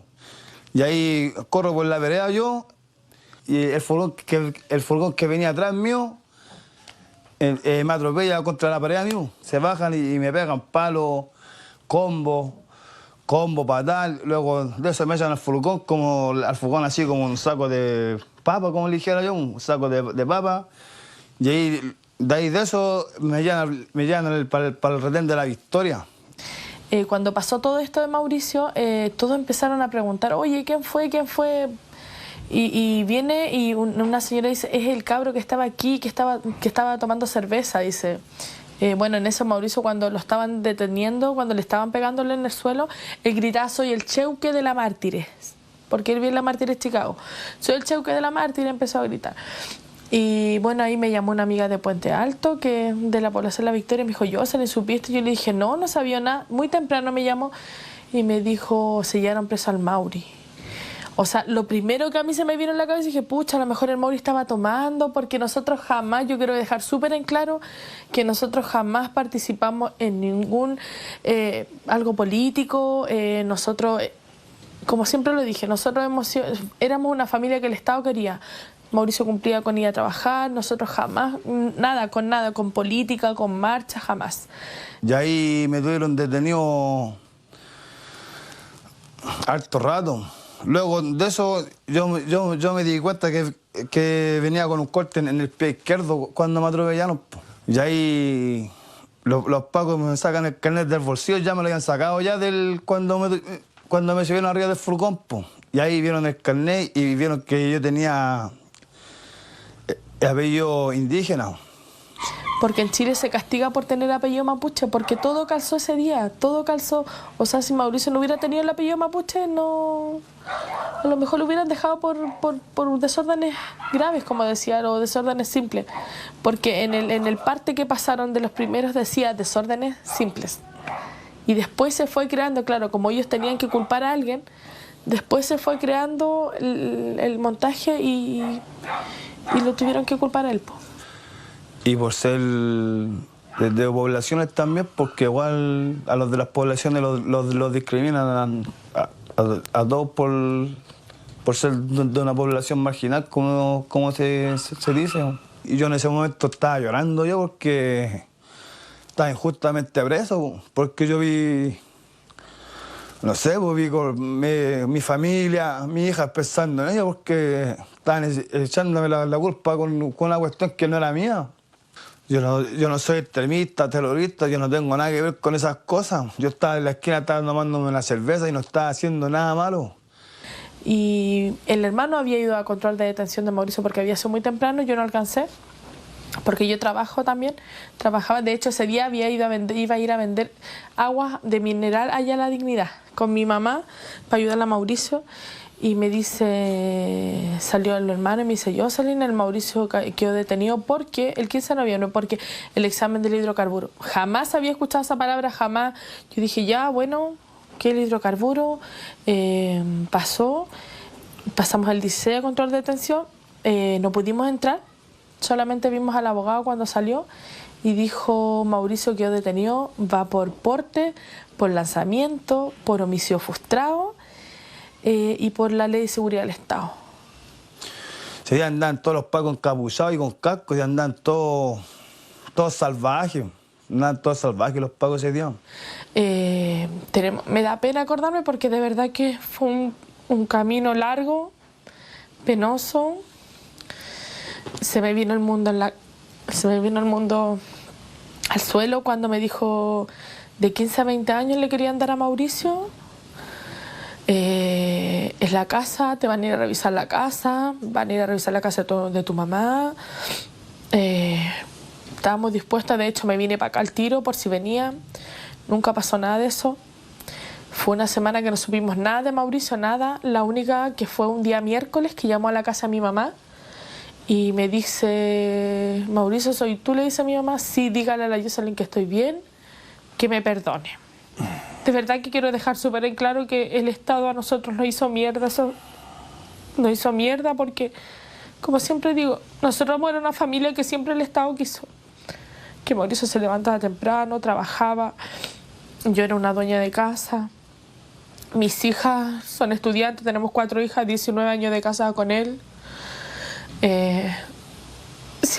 Mauricio siempre quiso ser como correcto en todas y mis hijas nunca tuvieron necesidades y empezaron a llegar aquí a mi casa los cabros de la Presa Independiente que con todo nos dieron, o sea, esta fue una pega de nosotros como familia y de los cabros de Presa Independiente. No, fue mal. La pasé mal igual adentro. Estaba todos los días pensando en mi familia, qué tendrán para comer, si tienen para pagar la luz y el agua, las cuentas que quedaron pendientes. Los 3 carabineros de la 51 comisaría de Pedro Aguirre Cerda, que estuvieron involucrados en tu detención, Mauricio, incluyendo el funcionario que te atropelló, fueron considerados como prueba testimonial en el caso. ¿Qué opinan de eso, tanto tú, Mauricio, como Jocelyn? Yo creo que los pacos actuaron mal ahí porque no tenían pruebas suficientes contra mí. En el juicio oral decían diferentes versiones, que me pillaron en un pasaje X, en otro pasaje X, que lo pillamos con las cosas en el bolsillo izquierdo, otro en el derecho. No, los pacos hicieron un montaje, los carabineros, contra mí, porque ese día los pacos le fueron a quemar el retén allá a La Victoria y andaban buscando un culpable. Y justo me pillaron a mí en la esquina cuando yo corrí y ahí pillaron un culpable. Jugaron con la vida de la familia Cheuque Barrera porque de verdad, o sea, hay que vivirlo para sentir que te están culpando por algo inocente. O sea, Mauricio jamás participó en nada. Las pruebas que presentaron fueron nefastas, o sea, La ley de custodia del bolso se perdió, no había bomba molotov, no había, se perdió en el juicio, se destruyó la prueba, no existía. A mí nadie me va a pagar este año, a nosotros nadie nos va a pagar este año, 1 año, 2 meses, 19 días, porque así lo digo, en que me diga la resolución del juicio, decir, ya nos equivocamos, perdón, Mauri, ándate para casa, perdón porque tenía apellido mapuche, teníamos que cargar a alguien, qué mejor que él. Yo creo que ellos tienen que pagar con ser destituido de esa institución que es nefasta, que nos ha castigado, no tan solo a mí, sino hay muchos cabros. Yo quiero eso decir también, que hay muchos chiquillos que están presos por montaje, porque les destruyen la vida. Son cabros estudiantes, son cabros trabajadores como Mauricio. ¿Qué pensaban antes de la justicia y cómo lo que les pasó hizo que cambiara esa visión? Nada, yo siempre dije que no creo en la justicia, porque si hubiera habido justicia, Mauricio nunca hubiera estado 1 año, 2 meses, 19 días preso. Esto tiene que saberse. Nosotros con mi hija dejamos los pies en la calle por esto. Cuando se enteran de la noticia de que Mauricio es absuelto, ¿qué sintieron? Por ejemplo, tú, Mauricio, y ¿qué sentiste en ese momento cuando te dieron a conocer la noticia? Yo sentí una alegría tan grande y sentí que se hizo justicia porque yo era inocente, estaba preso injustamente ahí. Estaba súper contento, yo era el hombre más feliz en ese momento, porque yo era inocente y quería estar con los míos, con mi familia igual, pues, con mi señora que en la calle dejó todo por uno, que anda con mi hija para todos lados. No, yo estaba súper emocionado. Quería poder estar con mi familia, abrazarlo, disfrutarlo. Gritamos tantas veces que él era inocente, salimos a la calle con mis hijas, que él era inocente y que la vida de nosotros, la felicidad de nosotros dependió de 3 personas que ni siquiera conocían a Mauricio, que fueron los jueces, que fue unánime también, que fueron los 3 que decidieron que él era inocente, que faltaron pruebas, porque jamás en lo que mandaron ayer, jamás dijeron que había sido un montaje, no, que había sido absuelto, que por falta de pruebas, porque no eran contundentes las pruebas, jamás se nombró que es un montaje. Y eso quiero gritarle a todo el mundo, que fue un montaje, que nos destruyeron nuestra vida ese año, 2 meses, y jamás lo vamos a poder reponer, independiente que, como les digo, que viene la reparación, que plata, que todo esto, no. Mauricio es el que hace la plata aquí, Mauricio es un trabajador, él nos va a volver a dar todo lo que nosotros queríamos, pero ¿qué nos va a reparar ese año y 2 meses, 19 días que mis hijas quedaron solas? Que en la Navidad la Maura de 10 años decir, oye, que quiero el teléfono de Piñera para decirle que mi papá es inocente y que vuelva para la casa. ¿Cómo le explicáis tú que el presidente que nos tiene que cuidar, decir que él mismo nos dejó a Mauricio preso? Yo creo que mientras no haya justicia no va a haber perdón, porque no tan solo Mauricio.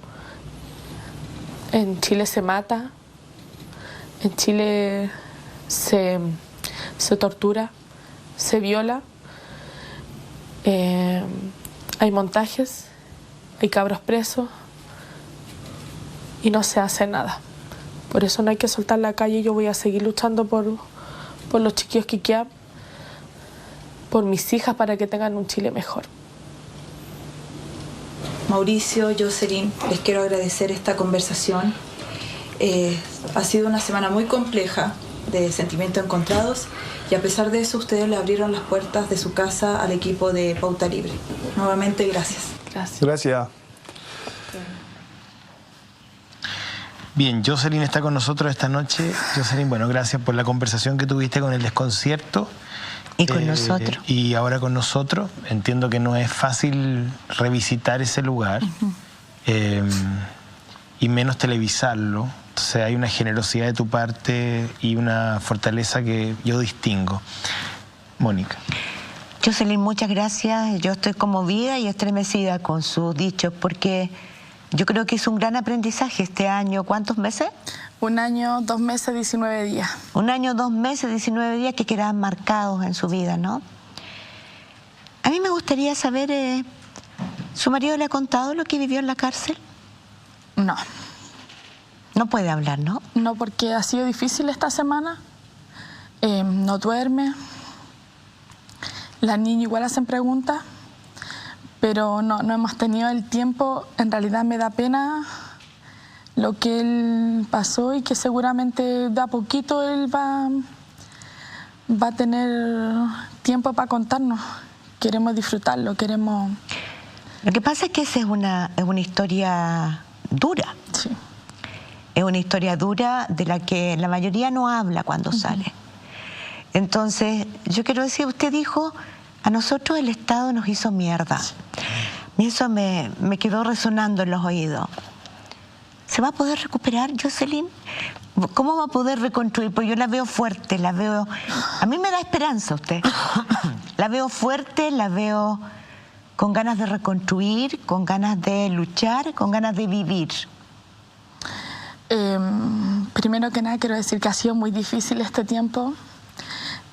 Con ayuda de mucha gente pudimos salir adelante, psicológicamente, económicamente también, porque Mauricio era el fuerte de la casa.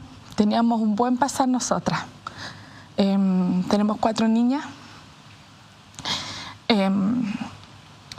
Decir que... Está agotada, ¿no?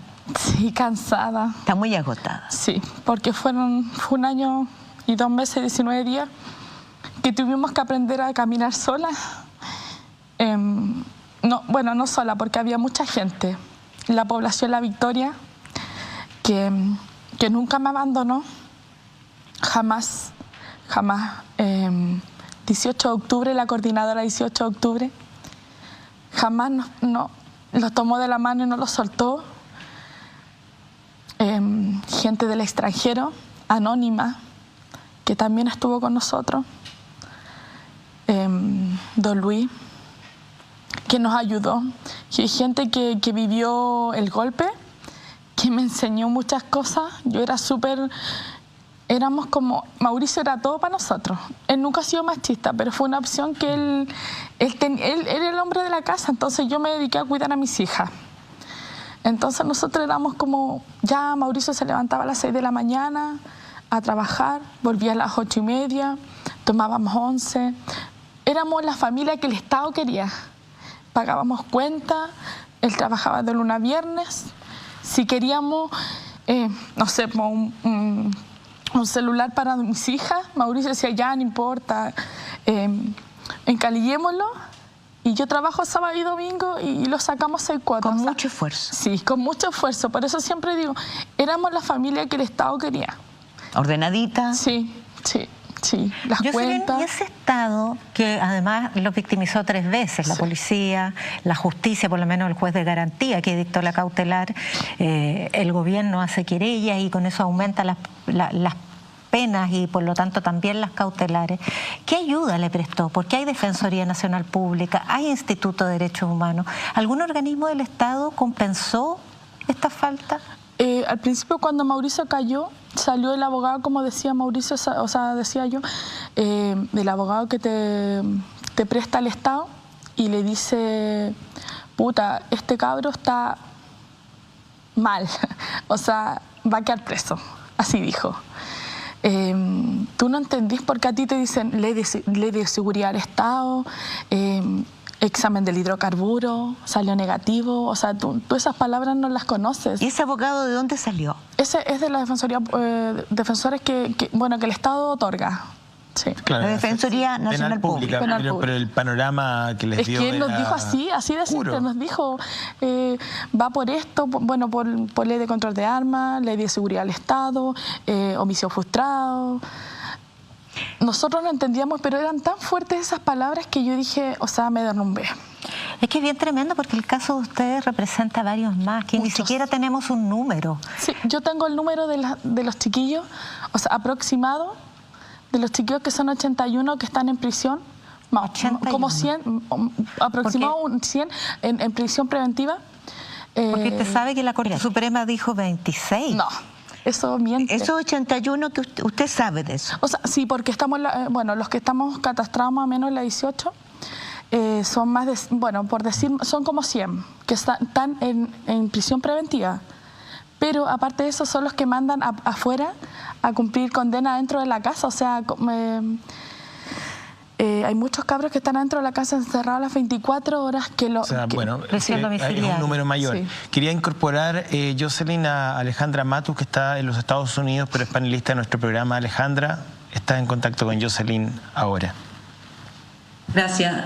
Jocelyn, ¿qué pasó con bueno, un año de una persona presa? No solamente es que no esté en la casa, no es solamente la ausencia, sino que todas las consecuencias sociales y el estigma que tienen estar preso, y estar preso por delitos de seguridad nacional. Sí. ¿Y qué pasó con el trabajo de él, con sus compañeros de trabajo, los jefes, o el entorno? ¿Él quedó desempleado? ¿Cuál es su situación? Yo quiero decir que él me pagó todo. El jefe de él me pagó todo, pero lo despidió, pues. Porque, como digo yo al principio, cuando Mauricio cayó detenido, me dijeron 35 días, 60 días de investigación. O sea, ¿tú creéis que va a cumplir los 2 meses? Así como ya. Pero jamás fue eso. Entonces, él nos despidió y nada, pues quedamos con brazos cruzados. ¿Cuántos años llevaba trabajando en ese lugar? Como 2 años. 2 años, sí. ¿Y ahora tiene perspectiva de volver a trabajar? ¿O cuál es su estado de ánimo? Porque me imagino que también anímicamente es difícil reinsertarse o volver a ser ese ciudadano modelo. Sí, yo creo que nunca lo vamos a volver a ser. No, el Estado se ganó un enemigo que es la familia Cheuque Barrera. Porque si sacamos a Mauricio, vamos a sacar a los 100 cabros que están presos y vamos a ayudar a los cabros que están en reclusión en su casa. Jocelyn, ese número, perdona, ese número es solamente Santiago, ¿cierto? Sí, porque más de 100. Yo entiendo que son casi 500 sí. En prisión preventiva a nivel nacional. Sí. Yo quiero entender algo de lo que usted dijo al pasar. Dijo, esto fue un montaje, la cadena de custodia, que parece que ahora ya está bastante perita. Sí. Para que entendamos, la cadena de custodia es una prueba que para que se mantenga como prueba judicialmente. No debe ser intervenida. No debe ser intervenida, y para eso la policía debe cuestionar, debe cautelar que nadie intervenga. O sea, que te mantenga siempre en un sitio ajena a cualquier tipo de intervención. A su marido lo acusaron de tener bombas Molotov. Lo acusaron de tener... al principio fue todo eso, homicidio frustrado, porte, lanzamiento y fabricación. Ya. Pero después se fueron cayendo todo eso. Y nunca aparecieron, o sea, había pruebas, pero nunca aparecieron. Sí, lo que pasa es que eso pasó al principio cuando lo acusaron. Después, como la bomba Molotov se la pusieron los mismos carabineros. O sea, estamos hablando de que la prueba de la bomba Molotov físicamente existía porque ellos sacaron fotos. De hecho, Mauricio lo dice cuando le encontraron su carnet y vieron que Mauricio decía, le dijeron, vos soy mapuche. Mauricio Cheuque, a vos te gusta incendiar los bosques, quiere incendiar nuestra casa, porque habían atentado contra la Tenencia de la Victoria ese día, 14 de noviembre del 2019, porque se conmemoraba un año de la muerte de Camilo Catrillanca. Exacto. Entonces, todo calzó. Mauricio tenía apellido mapuche, tenía que haber andado en eso, defendiendo su apellido. Entonces le pusieron una bomba. Sí, lo cargaron. Una bomba Molotov. Sí. Como prueba. Sí. Y eso desapareció en el camino. Sí, o sea, llegamos a... Bueno, habían fotos, que en una foto salía como la bomba Molotov con una tapa, y en otra foto que ahí mismo presentaron salía con la mecha y quemada. Ahora, ¿y el Ministerio Público incapaz de detectar lo que usted denuncia, ¿no? Es este montaje. El montaje. Claro, esta falsificación. ¿El fiscal fue incapaz de determinarlo si las pruebas eran tan burdas, digamos? No, Él jamás. De hecho, 8 veces Mauricio le hicieron la revisión de medida cautelar para que fuera para la casa por mientras que duraba la investigación. Se la negaron. Una vez llegó una citación a la casa de su mamá diciendo que Mauricio tenía que ir a declarar físicamente al juzgado de San Miguel. Yo llegué allá y le dije, oye, tengo que hablar con alguien. No, o sea, a todos los detenidos ya estaban Yo le dije, no, Mauricio no está acá. Ah, espérate. Y después vieron, yo le dije, oye, esto le llegó a Mauricio. Dice que tiene que venir a declarar físicamente. Y Mauricio, tengo 8 meses a Mauricio visitándolo en Santiago 1 con mis hijas. Le dije, me dijo que pueden ser errores. Y yo le dije, o sea que en una de esas visitas me hubiera llevado a Mauricio y ni siquiera se hubieran dado cuenta porque no física, o sea... Lo que usted denuncia al final del día, ¿no? Uno logra entender, no entender, logra conceptualizar lo que ocurre con los funcionarios de Carabineros, en ese caso en particular, atendiendo a su relato, el montaje, la intervención de la evidencia que usted denuncia. Sí. Pero uno esperaría, ¿no?, que en toda esta cadena saltara, digamos, esta escenografía en algún minuto, o sea, y uno lo esperaría del Ministerio Público, que si la bomba Molotov había dos fotografías tan burdamente distintas, el fiscal se tomara un tiempo para determinar, mira, parece que aquí hay algo, ¿no? Entonces, ¿qué explicación tiene usted para que toda la cadena de administración de justicia, según lo que usted denuncia, haya fallado en el caso de su marido? Yo creo que con todo esto que aprendí, porque nosotros, como le digo, éramos una familia que el Estado quería, jamás supimos de nada de esto, pero empecé a aprender cómo el Estado quería castigar a Mauricio y hacer como, ustedes hacen eso, eso les va a pasar. Como ejemplificador. Pero el Estado personificado en quién. ¿Usted se dio cuenta quiénes eran? El Estado es todo, los Carabineros, el Centro de Justicia, es mi mismo presidente Piñera, que él dice que va a apoyar a los Carabineros, cueste lo que cueste, o sea, todo. Jocelyn, cuando usted dice el Estado se ha ganado un enemigo con nosotros, que se comprende perfectamente, respecto a la sociedad civil también nos reseñó, hubo redes de apoyo, hubo solidaridad. Chile es una sociedad distinta. ¿Usted siente que hay una nueva actitud de la sociedad chilena, de su vecindario, de las organizaciones de la sociedad civil frente a este tipo de abuso? Sí, hay mucho que no se ve en la tele.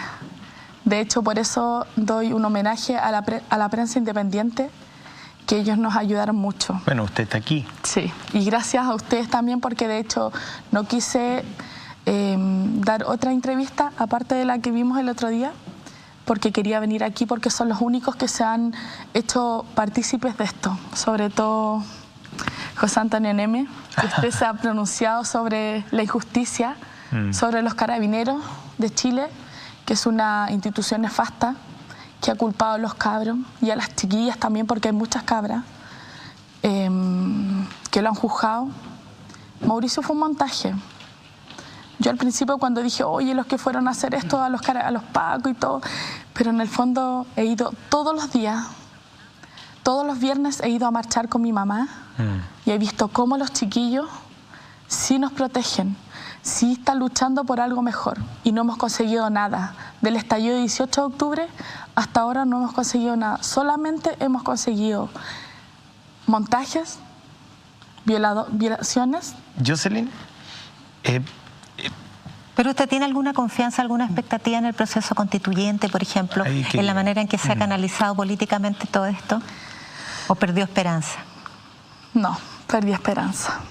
Porque muchas trabas, o sea, le han puesto trabas a los independientes que no pueden inscribirse. Son los mismos que están gobernando, van a hacer de nuevo las leyes. Es otra Jocelyn usted. Sí. La dueña de casa de hace 1 año, 2 meses. No soy la misma de antes. No es la misma de antes. Y mis hijas tampoco, porque le hicieron daño, pero no hicieron crecer. A mis hijas, a la Connie, que haya estado... de hecho, no me da penita acordarme de ella, porque nosotros nos encadenamos por Mauricio. en el ex Congreso Nacional, con los chiquillos del ACE, con el Víctor que nos apoyó. ¿Y salieron los parlamentarios? ¿Ah? No. No, en el ex Congreso. En el ex Congreso fuimos. A ver, fuimos detenidos, fuimos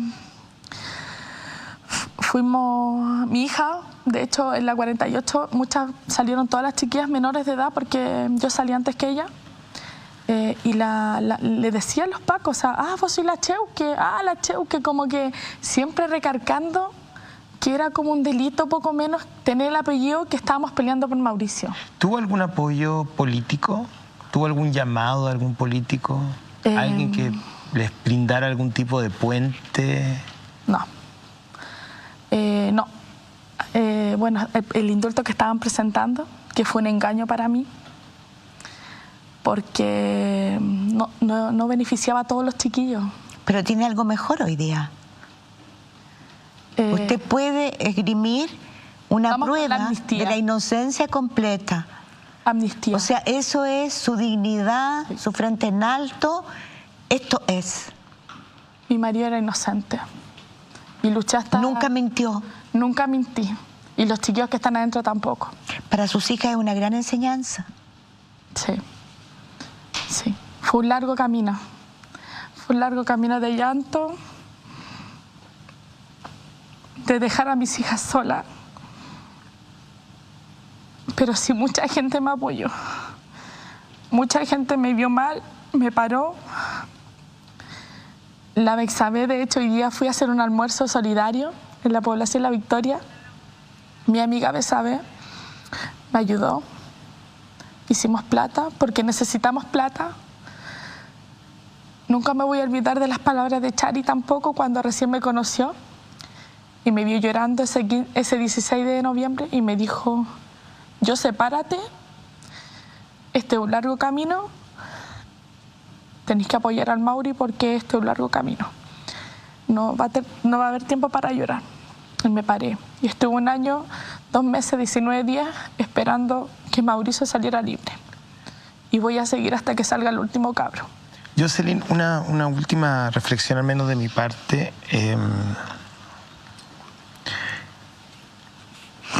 Estamos tratando, y me incluyo porque soy chileno y veo el esfuerzo que están haciendo todos mis compatriotas de todos los sectores. Quiero creer en construir un Chile con mirada de futuro.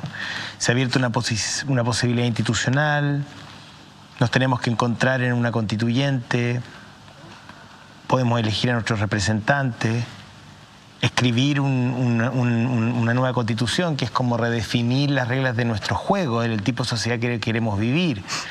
La institución de Carabineros, se llame Carabineros o tenga cualquier otro nombre o cualquier otro uniforme, es necesaria también en democracia, para fortalecer nuestra democracia, para tener un uso legítimo de la fuerza.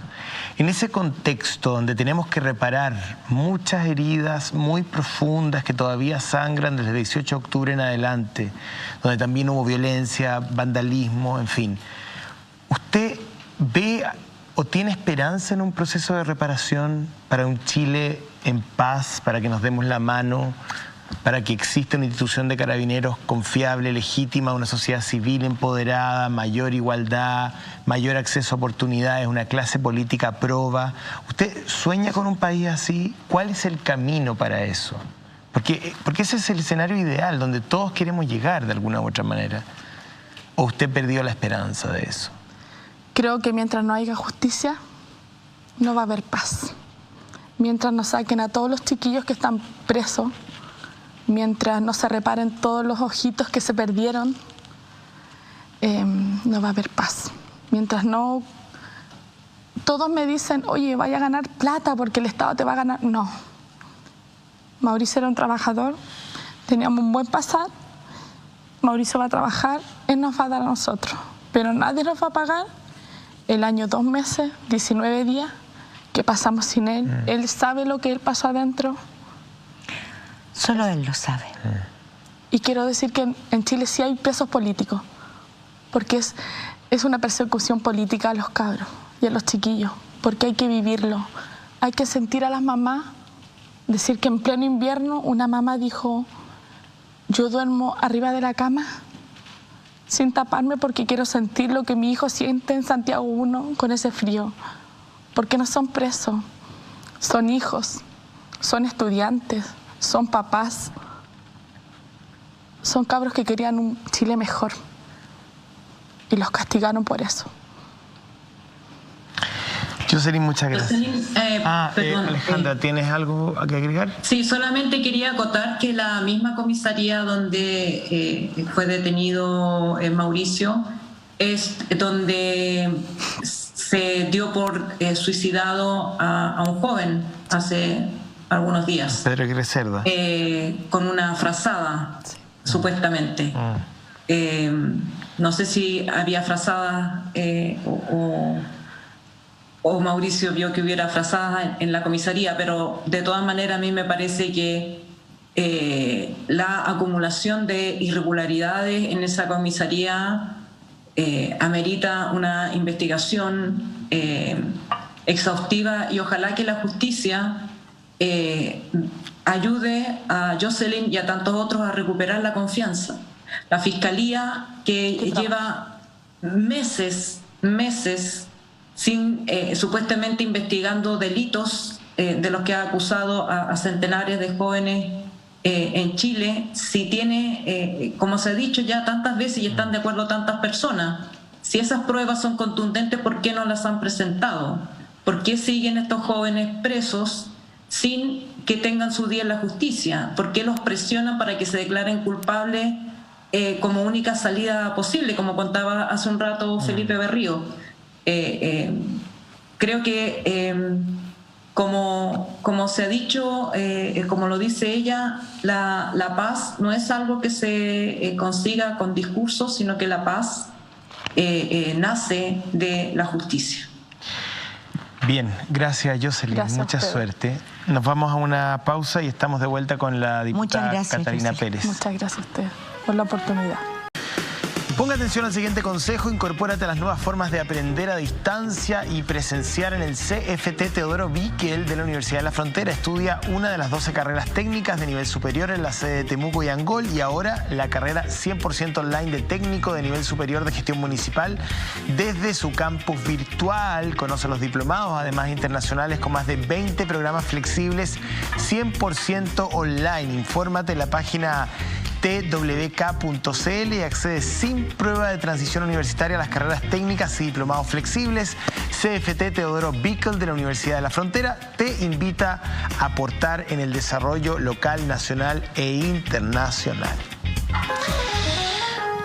11 de la noche con 39 minutos nos acompaña la mujer más tuiteada, troleada, funada, ya no sé cómo calificarlo, a la presidenta de Renovación Democrática, la diputada Catalina Pérez.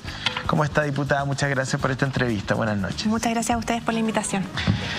A ver, mire, yo seguí más o menos toda esa camotera online, pero más allá del tema digital, que puede ser una anécdota, busqué, digamos, su reacción y a lo mejor yo me lo perdí, pero hasta donde yo sé o escuché, usted dijo una cosa así como, me arrepiento de haberle dado material a la derecha. No escuché que usted reconociera una falta de criterio, impulsividad, o que una frase como quemarlo todo fuera en contra precisamente de la función pública, que lo que tiene que hacer es proteger la institucionalidad, porque se quemó el municipio y otra serie de servicios públicos. ¿Reconoce usted la falta de criterio que significó esa frase o no? Sí, a ver, primero, si yo pudiera volver al tiempo atrás, lo haría para hacer las cosas diferentes. Yo creo que el error que significa una frase como esa exige hacer las cosas diferentes por dos motivos, a mi parecer. Uno es el que tú mencionas, que me puedo referir después, pero otro tiene que ver con cómo se pone en cuestión la vocación democrática, de compromiso institucional y de elaboración de propuestas de un partido como el que yo dirijo, como Revolución Democrática. Creo que Revolución Democrática ha sido el primer partido en levantar la mano cuando se ha tratado de presentar propuestas sobre la mesa, generar articulación y buscar dialogar con otros. O sea, en este corto periodo hemos presentado propuestas para derogar el control preventivo de identidad, revisar la prisión preventiva a propósito del caso de Mauricio que conocíamos, también para acusar constitucionalmente al general director de Carabineros, presentamos una ley de indulto, una mesa mesa para trabajar en verdad, justicia y reparación, como tantas otras medidas. Y un segundo motivo creo que tiene que ver con lo que tú señalabas, con que creo que en política hay que tener mucho cuidado con las formas para no evadir el debate de fondo, que a mi juicio es lo que hoy día está haciendo la derecha a propósito de la utilización de mis palabras para evadir el debate de fondo, que a mi juicio, ¿cuál es? Bueno, que estamos atravesando la crisis de derechos humanos más grande de la historia de nuestro país desde la dictadura militar, que fracasa permanentemente la democracia cuando se opta por la violencia, y quizás que tenemos un problema de desigualdad estructural del cual parece que las instituciones no quieren o no pueden hacerse cargo. Y creo que es esa crisis en sus distintas esferas las que termina generando la rabia, la indignación, la frustración, que yo estoy segura es un sentimiento que comparto con millones de personas en Chile, y respecto de las cuales, insisto, nuestro camino permanentemente ha sido la elaboración de propuestas, la generación de diálogo, y si de alguna manera mis palabras conflictúan o cuestionan ese perfil o ese compromiso democrático, creo que es un profundo error. Abren una alternativa que digamos que no debería ni siquiera manejarse. O sea, la imagen del vehículo policial el día viernes en Pionono es devastadora. Hay una secuencia donde ¿usted la vio, diputada? Un muchacho llama a quemar y a matar a esos carabineros que estaban adentro del vehículo, ahí está la imagen. Esto es deleznable, esto es súper reprochable. O sea, esto es una cosa que uno no se explica la barbaridad de lo que estamos viendo, independiente de que haya casos puntuales o de que incluso Carabineros necesita una refundación. Pero aquí hay un odio que me parece a mí, y se lo digo con todo respeto, ni un persona que trabaja en función pública pudiese ni siquiera alentar indirectamente. Sí, ¿sabe lo que me pasa cuando escucho su respuesta, diputada? Perdóneme, quiero ser súper honesta con usted. No la escucho decir que le dio armas a la derecha. El tema para mí es otro. Estamos en un momento de una encrucijada grave en Chile. Usted es presidenta de un partido que alimentó las esperanzas de que venía a renovar la política.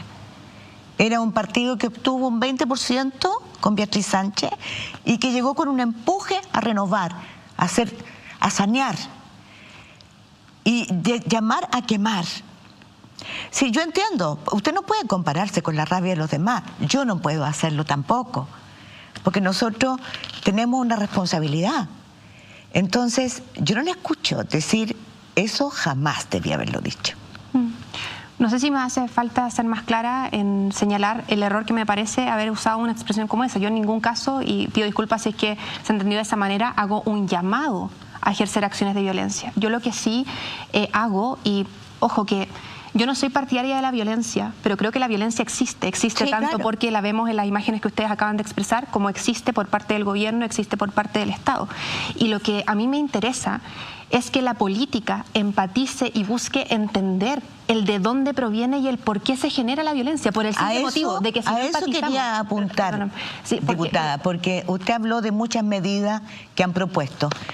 También, con todo respeto, se lo quiero decir, es decir, una acusación constitucional, una mesa de diálogo. ¿Usted se da cuenta de la situación que estamos viviendo? O sea, de la cantidad de heridos, muertos. El testimonio que acabamos de escuchar de Jocelyn nos habla de una crisis real, de una crisis y una emergencia real. Es decir, yo habría pensado que en estos días íbamos a tener alguna propuesta de emergencia, una interpelación, algo que dijera hay que actuar. Hemos tenido esta semana entre Calama, Panguipulli, Colchane, una situación que de verdad es dramática en Chile, sin contar, y no lo estoy contando, los más de 26.000 muertos que vamos a tener por COVID al final de la semana, con toda esta esperanza que nos nace por las vacunas. Yo no veo eso. Entonces le quiero preguntar, usted es presidente de un partido, ¿qué propone? ¿Cuál es la propuesta? ¿Cómo salimos de esto? ¿Algún atisbo, algo, una propuesta concreta que no sea una acusación constitucional? Intervención civil inmediata de Carabineros de Chile. refundación de la institución de Carabineros de Chile, derogación del control preventivo de identidad, revisión de todas las prisiones preventivas que hoy día existen, son medidas que ya hemos presentado en los últimos días y en los últimos meses de trabajo tanto de Revolución Democrática como del Frente Amplio, como también, ojo, de todo el bloque de oposición. Solo lo que hemos buscado es que no sean propuestas aisladas de un sector, sino que más que una declaración testimonial, tenga una vocación articuladora que realmente consiga algo, muy en la línea de lo que tú señalas, Mónica, porque efectivamente, o sea, hoy día hay más de 400 víctimas oculares, una veintena de fallecidos. El actuar de Carabineros es un actuar que a mi juicio sí es sistémico y permanente, no solamente con el caso de Francisco, sino que con el caso de Camilo en la comisaría de Pedro Aguirre Cerda, un vecino de Los Pejos, o con el caso de Jaime en Calama. Yo soy diputada además de la región de Antofagasta, entonces me llega especialmente. O sea, si hay 3 fallecidos durante 5 días y el gobierno de Chile lo que hace es cuadrarse detrás de la institución de Carabineros de Chile y correr cuando el alto mando de Carabineros de Chile se enoja porque estamos hablando de refundación, o se cuadra detrás de Carabineros de Chile pero no se cuadra detrás de la defensa de los derechos de las personas, tenemos un problema grave porque no existe diálogo democrático. Y por eso yo digo de que no soy partidaria de la violencia, porque creo que cuando hablamos de violencia, quien siempre pierde es nuestra gente. Cuando hablamos de violencia, quien siempre pierde son los trabajadores y trabajadoras, y por tanto nuestra función, y por eso que son un error mis palabras, y por tanto nuestra función es preguntarnos en qué decanta esa violencia. Nuestra función es que esa violencia decante en diálogo democrático, en apertura, en propuesta. Y eso es a lo que hemos estado abocando en términos de acciones desde Revolución Democrática. Me hablan desde... Sí, perdona, que soy un holograma, como dice. Eras una voz en off. Una voz en off. Diputada, los partidos políticos históricamente nutren sus propuestas y su acción en lo que se llama base, la base política. Revolución Democrática ha sido un partido acusado desde su creación de ser un partido sin base, con propuestas progresistas pero sin base social, sin base en la población La Victoria, donde está Jocelyn viviendo el drama de su marido preso injustamente por 14 meses, ya olvidé el resto de los días, pero él lo tenía contado hasta los días que estuvo preso. Y entonces las propuestas que pueden ser, pueden calzar con lo que la gente en esos lugares quiere, parecen desconectadas, parecen en mundos paralelos. ¿Qué ha hecho Revolución Democrática en este tiempo para anclarse en las bases, para tener base y para estar allí donde está Jocelyn y no solamente en otros lugares o comunas donde esas cosas no pasan o no pasan con tanta frecuencia?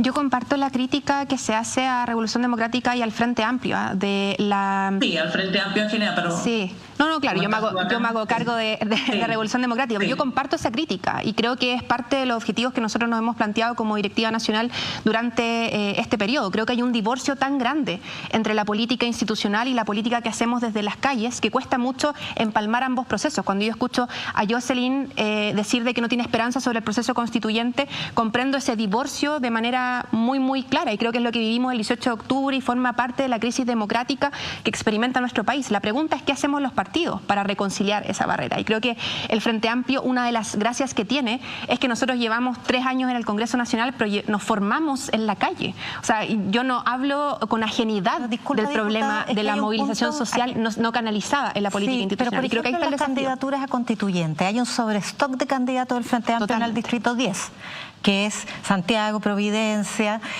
¿Dónde están los candidatos de Revolución Democrática en el Maule, en Los Ríos? No tienen. Revolución Democrática tiene 37 candidatos a la Convención Constitucional, partes independientes y partes militantes en prácticamente todos los distritos de Chile, desde Revolución Democrática o desde el Frente Amplio. De hecho, hoy día vengo a hacer campaña en Los Espejos con nuestro candidato constituyente Daniel Andrade y nuestra concejala Javiera López. Ayer estuve con Tatiana Urrutia en Maipú haciendo campaña también en el Distrito 8.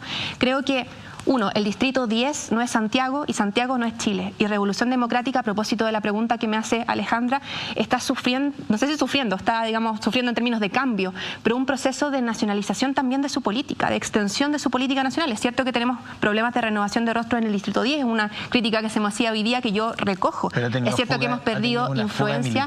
Por cierto, es cierto que hemos perdido 877 casi solo en diciembre. Sí. Hemos perdido influencia en la región metropolitana. Hoy día estamos llegando a hacer política en comunas que la política tradicional había olvidado. Tierra Amarilla, Ollagüe, San Javier, Limache. Y es cierto, yo creo que hoy día hay que hacer una revisión profunda de cómo estamos recomponiendo ese vínculo. Creo que hemos hecho esfuerzos en ese sentido. Creo que nos falta muchísimo más. Por cierto, creo que la parlamentarización del Frente Amplio ahí es algo que sin duda una autocrítica que hay que realizarse como una coalición joven y nueva. ¿Pero usted tiene un diagnóstico por qué la gente se va del partido? Sí, la pregunta es simple. ¿Por qué se van? O sea, partió el señor Vidal, la señora Castillo y de ahí salieron no sé cuántos más. Y Renato Garín. Yo creo que hay varios factores. Primero, Revolución Democrática surge como un partido paraguas de la campaña presidencial de Beatriz Sánchez. Nosotros juntamos en 2 meses 40.000 militantes. Y esos 40.000 militantes los invitamos a un proyecto de inscripción de primarias que incluía desde Alberto Mayol a Beatriz Sánchez. Hoy día estamos en otro proceso del partido. Hoy día estamos en un proceso del partido donde nos ha tocado tomar definiciones con las que algunos, democráticamente, con las que algunos han estado o no estado de acuerdo. Nos tocó tomar la definición de firmar el acuerdo el 15 de noviembre.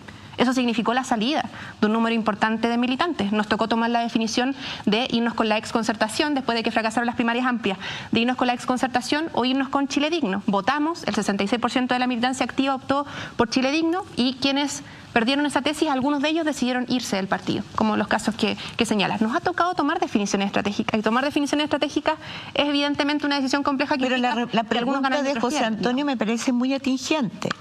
¿Cuál cree usted, de verdad, honestamente, cuál cree usted por qué la gente se va? ¿Qué les disgusta? Yo creo que, primero,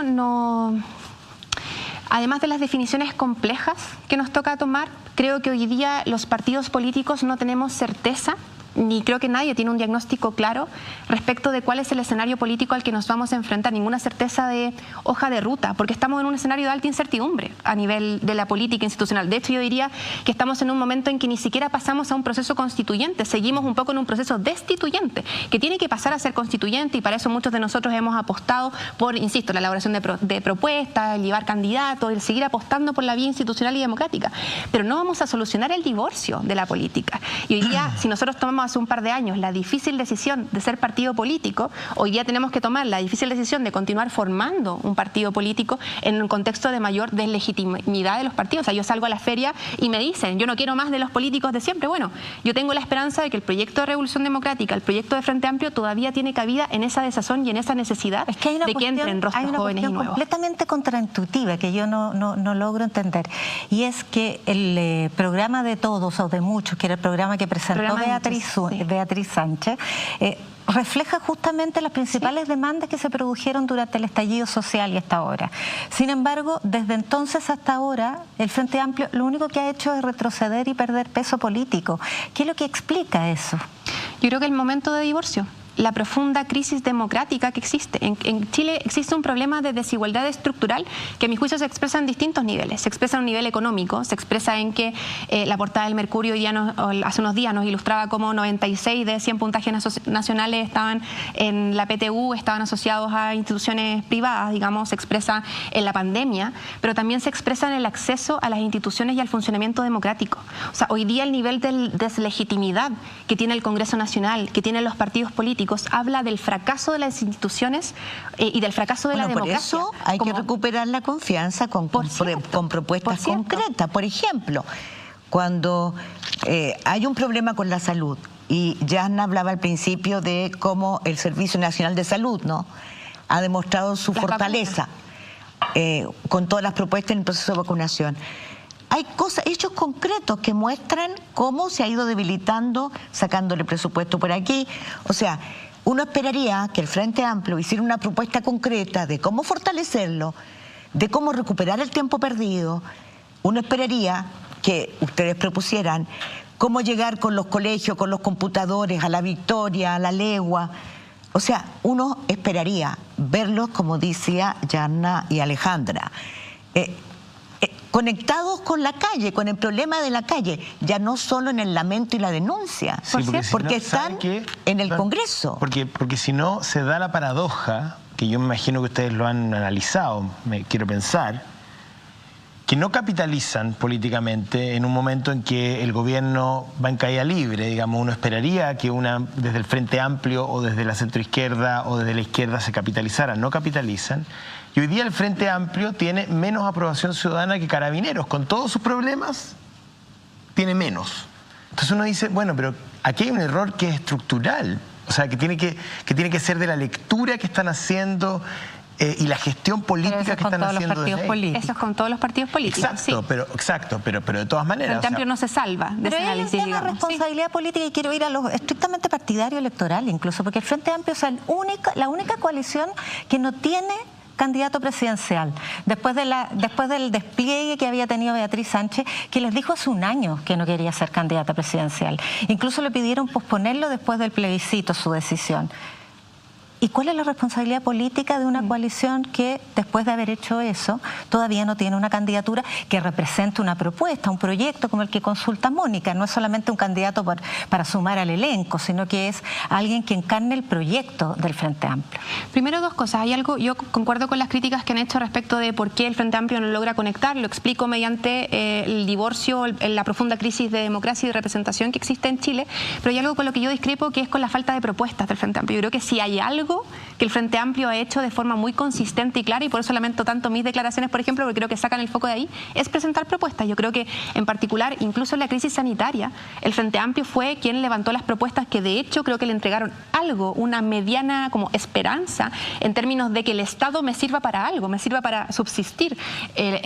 La propuesta de renta básica de emergencia, hoy día hablamos de una renta básica universal, el proyecto de postnatal de emergencia, incluso el proyecto del retiro del 10%, con todas las críticas que uno puede tener en términos de que no es una reforma sistémica, fueron propuestas que fuimos levantando desde el Frente Amplio, y no en solitario, sino que en articulación con otros actores. ¿Y la candidatura? Y respecto a la candidatura presidencial, antes de ir con... Perdón, me estoy dando de... Con Alejandra. Con Alejandra. Yo creo que sí, efectivamente, hoy día falta una candidatura presidencial del Frente Amplio. Revolución Democrática está trabajando y hemos sido muy consistentes también en decir de que queremos que el Frente Amplio lleve una candidatura presidencial propia. A mí no me cabe duda de que hay liderazgos al interior del Frente Amplio que pueden dialogar de igual a igual con liderazgos de las fuerzas más conservadoras de este país, como Juan Ignacio Latorre, como Gabriel Boric. Yo espero que los partidos y el debate democrático que estamos dando al interior de los partidos del Frente Amplio nos arroje prontamente una definición. Pero ahí también quiero ser cauta. O sea, la definición de Paula Narváez del Partido Socialista se tomó hace 2 semanas atrás y se comenzó a hablar de ella hace 1 mes o 2 meses atrás. O sea, creo que en general hay un contexto de ausencias de liderazgos al interior de la oposición que es preocupante, pero a mí me preocupa más la ausencia de propuestas que nos permita de forma articulada ofrecer un futuro distinto al desgobierno que ofrece la administración de Sebastián Piñera. Catalina, yo creo que, bueno, desde mi perspectiva, ni propuestas ni candidatos ayudan a hacer política. La política se hace en los territorios, se hace con la gente y nunca, digamos, el pegoteo, las propuestas que se tiran de arriba como ladrillos nunca son bien recibidas. Y esa lamentablemente es el camino largo de la política, porque tú no creas vínculos y relaciones que nazcan desde la base con campañas de reclutamiento ni de marketing. Son digamos, los militantes tienen que venir de los sindicatos, por ejemplo, para que la realidad de ese sindicato se haga carne en un partido. No va a ir de arriba Revolución Democrática a decirle a los trabajadores cuáles son sus necesidades. Tiene que partir escuchándolos, me imagino, o a las mujeres de las poblaciones, o a las mujeres que están solas conduciendo sus casas. ¿Cuál es la propuesta o sea, la mirada de hacer política, de incrustarse en la sociedad chilena o diluirse en la sociedad chilena de Revolución Democrática? Primero, yo creo que Revolución Democrática, insisto, y el Frente Amplio surgen con la apuesta de volver a conectar la política de la calle con la política de la institucionalidad, que creemos que es un divorcio que se produce a partir del pacto transicional de los 90 y a propósito de una pantomima de participación ciudadana que no logra que la gente efectivamente se apropie de la democracia como un modelo que nos permite vivir societariamente, no en términos solamente de generar acuerdos, sino que también en términos de poder procesar nuestras diferencias de forma pacífica. Y ahí creo que es necesario deselitizar la política institucional. Creo que solo deselitizando la política institucional podemos conectar realmente con las necesidades que hoy expresa la gran mayoría de la población. Y cuando hablamos de desigualdad, por eso también hablo de la desigualdad que se expresa en materia de participación ciudadana y en materia de representación democrática. Cuando vemos los índices de quienes votan en las comunas más pobres de nuestro país y cuánto es el porcentaje que vota en las comunas más ricas de nuestro país, hablamos de esa disociación. Y por eso Alejandra te pregunta cuál es la política para anclarse en los territorios. ¿Cuál es la política? Porque eso es. O sea, tú no es con declaraciones. ¿Cómo llegas? ¿Cómo te fundes en los territorios? Con militancia de los territorios. Si yo no espero que aquí llegue alguien iluminado desde otro lugar a mostrarme cuál es la política pública que yo tengo que generar en Limache o cuál es la política pública que yo tengo que generar en Ollagüe. Yo espero que sean personas de los territorios a quienes podamos convocar e invitar al proyecto político de Revolución Democrática, y es eso lo que estamos haciendo. O sea, son con militancia y con personas pertenecientes a cada uno de los espacios y organizaciones sociales con los cuales esperamos construir, que estamos aspirando a construir ese partido, pero no podemos aspirar a que desde una élite comencemos a señalarle como desde un púlpito a la población cuáles son las necesidades que se tienen. Y creo que ese esfuerzo de reconexión se produce desde ahí, desde una pertenencia incluso de sujeto. O sea, hoy día cuando hablamos de poner en el centro las necesidades de los trabajadores y trabajadoras de nuestro país, no es porque queramos desde otro lugar decir a los trabajadores y trabajadoras de nuestro país lo que necesitan, es porque son los trabajadores y trabajadoras de este país los que elaboran las propuestas, es porque la FEMPRUS nos hace hablar de un seguro nacional o único de salud, y es la propuesta del Frente Amplio en materia de salud. Es porque desde los sindicatos y desde la organización social se construye esa política, pero no es disociada, no es ajena, a eso me refiero. Diputada Catalina Pérez, muchas gracias por venir. Luego una semana difícil, me imagino. Le regalamos este libro gracias al auspicio de Penguin Random House, Las hijas de la guerra. Ahí está. Muchas gracias. Lectura de lo que queda de verano. Y mucha suerte, muchas gracias. Muchas gracias a ustedes por la invitación. Yasna, buenas noches. Buenas noches. Muy buenas noches, gracias, Mónica, Catalina. como siempre un placer. Buenas noches. Buenas noches, Alejandra. Buenas noches. Buenas noches. Ojalá cuando nos veamos me invites un Bloody Mary. O sea, te lo hago. El Bloody Mary. Ya. Un beso para ti y ustedes que tengan muy buenas noches.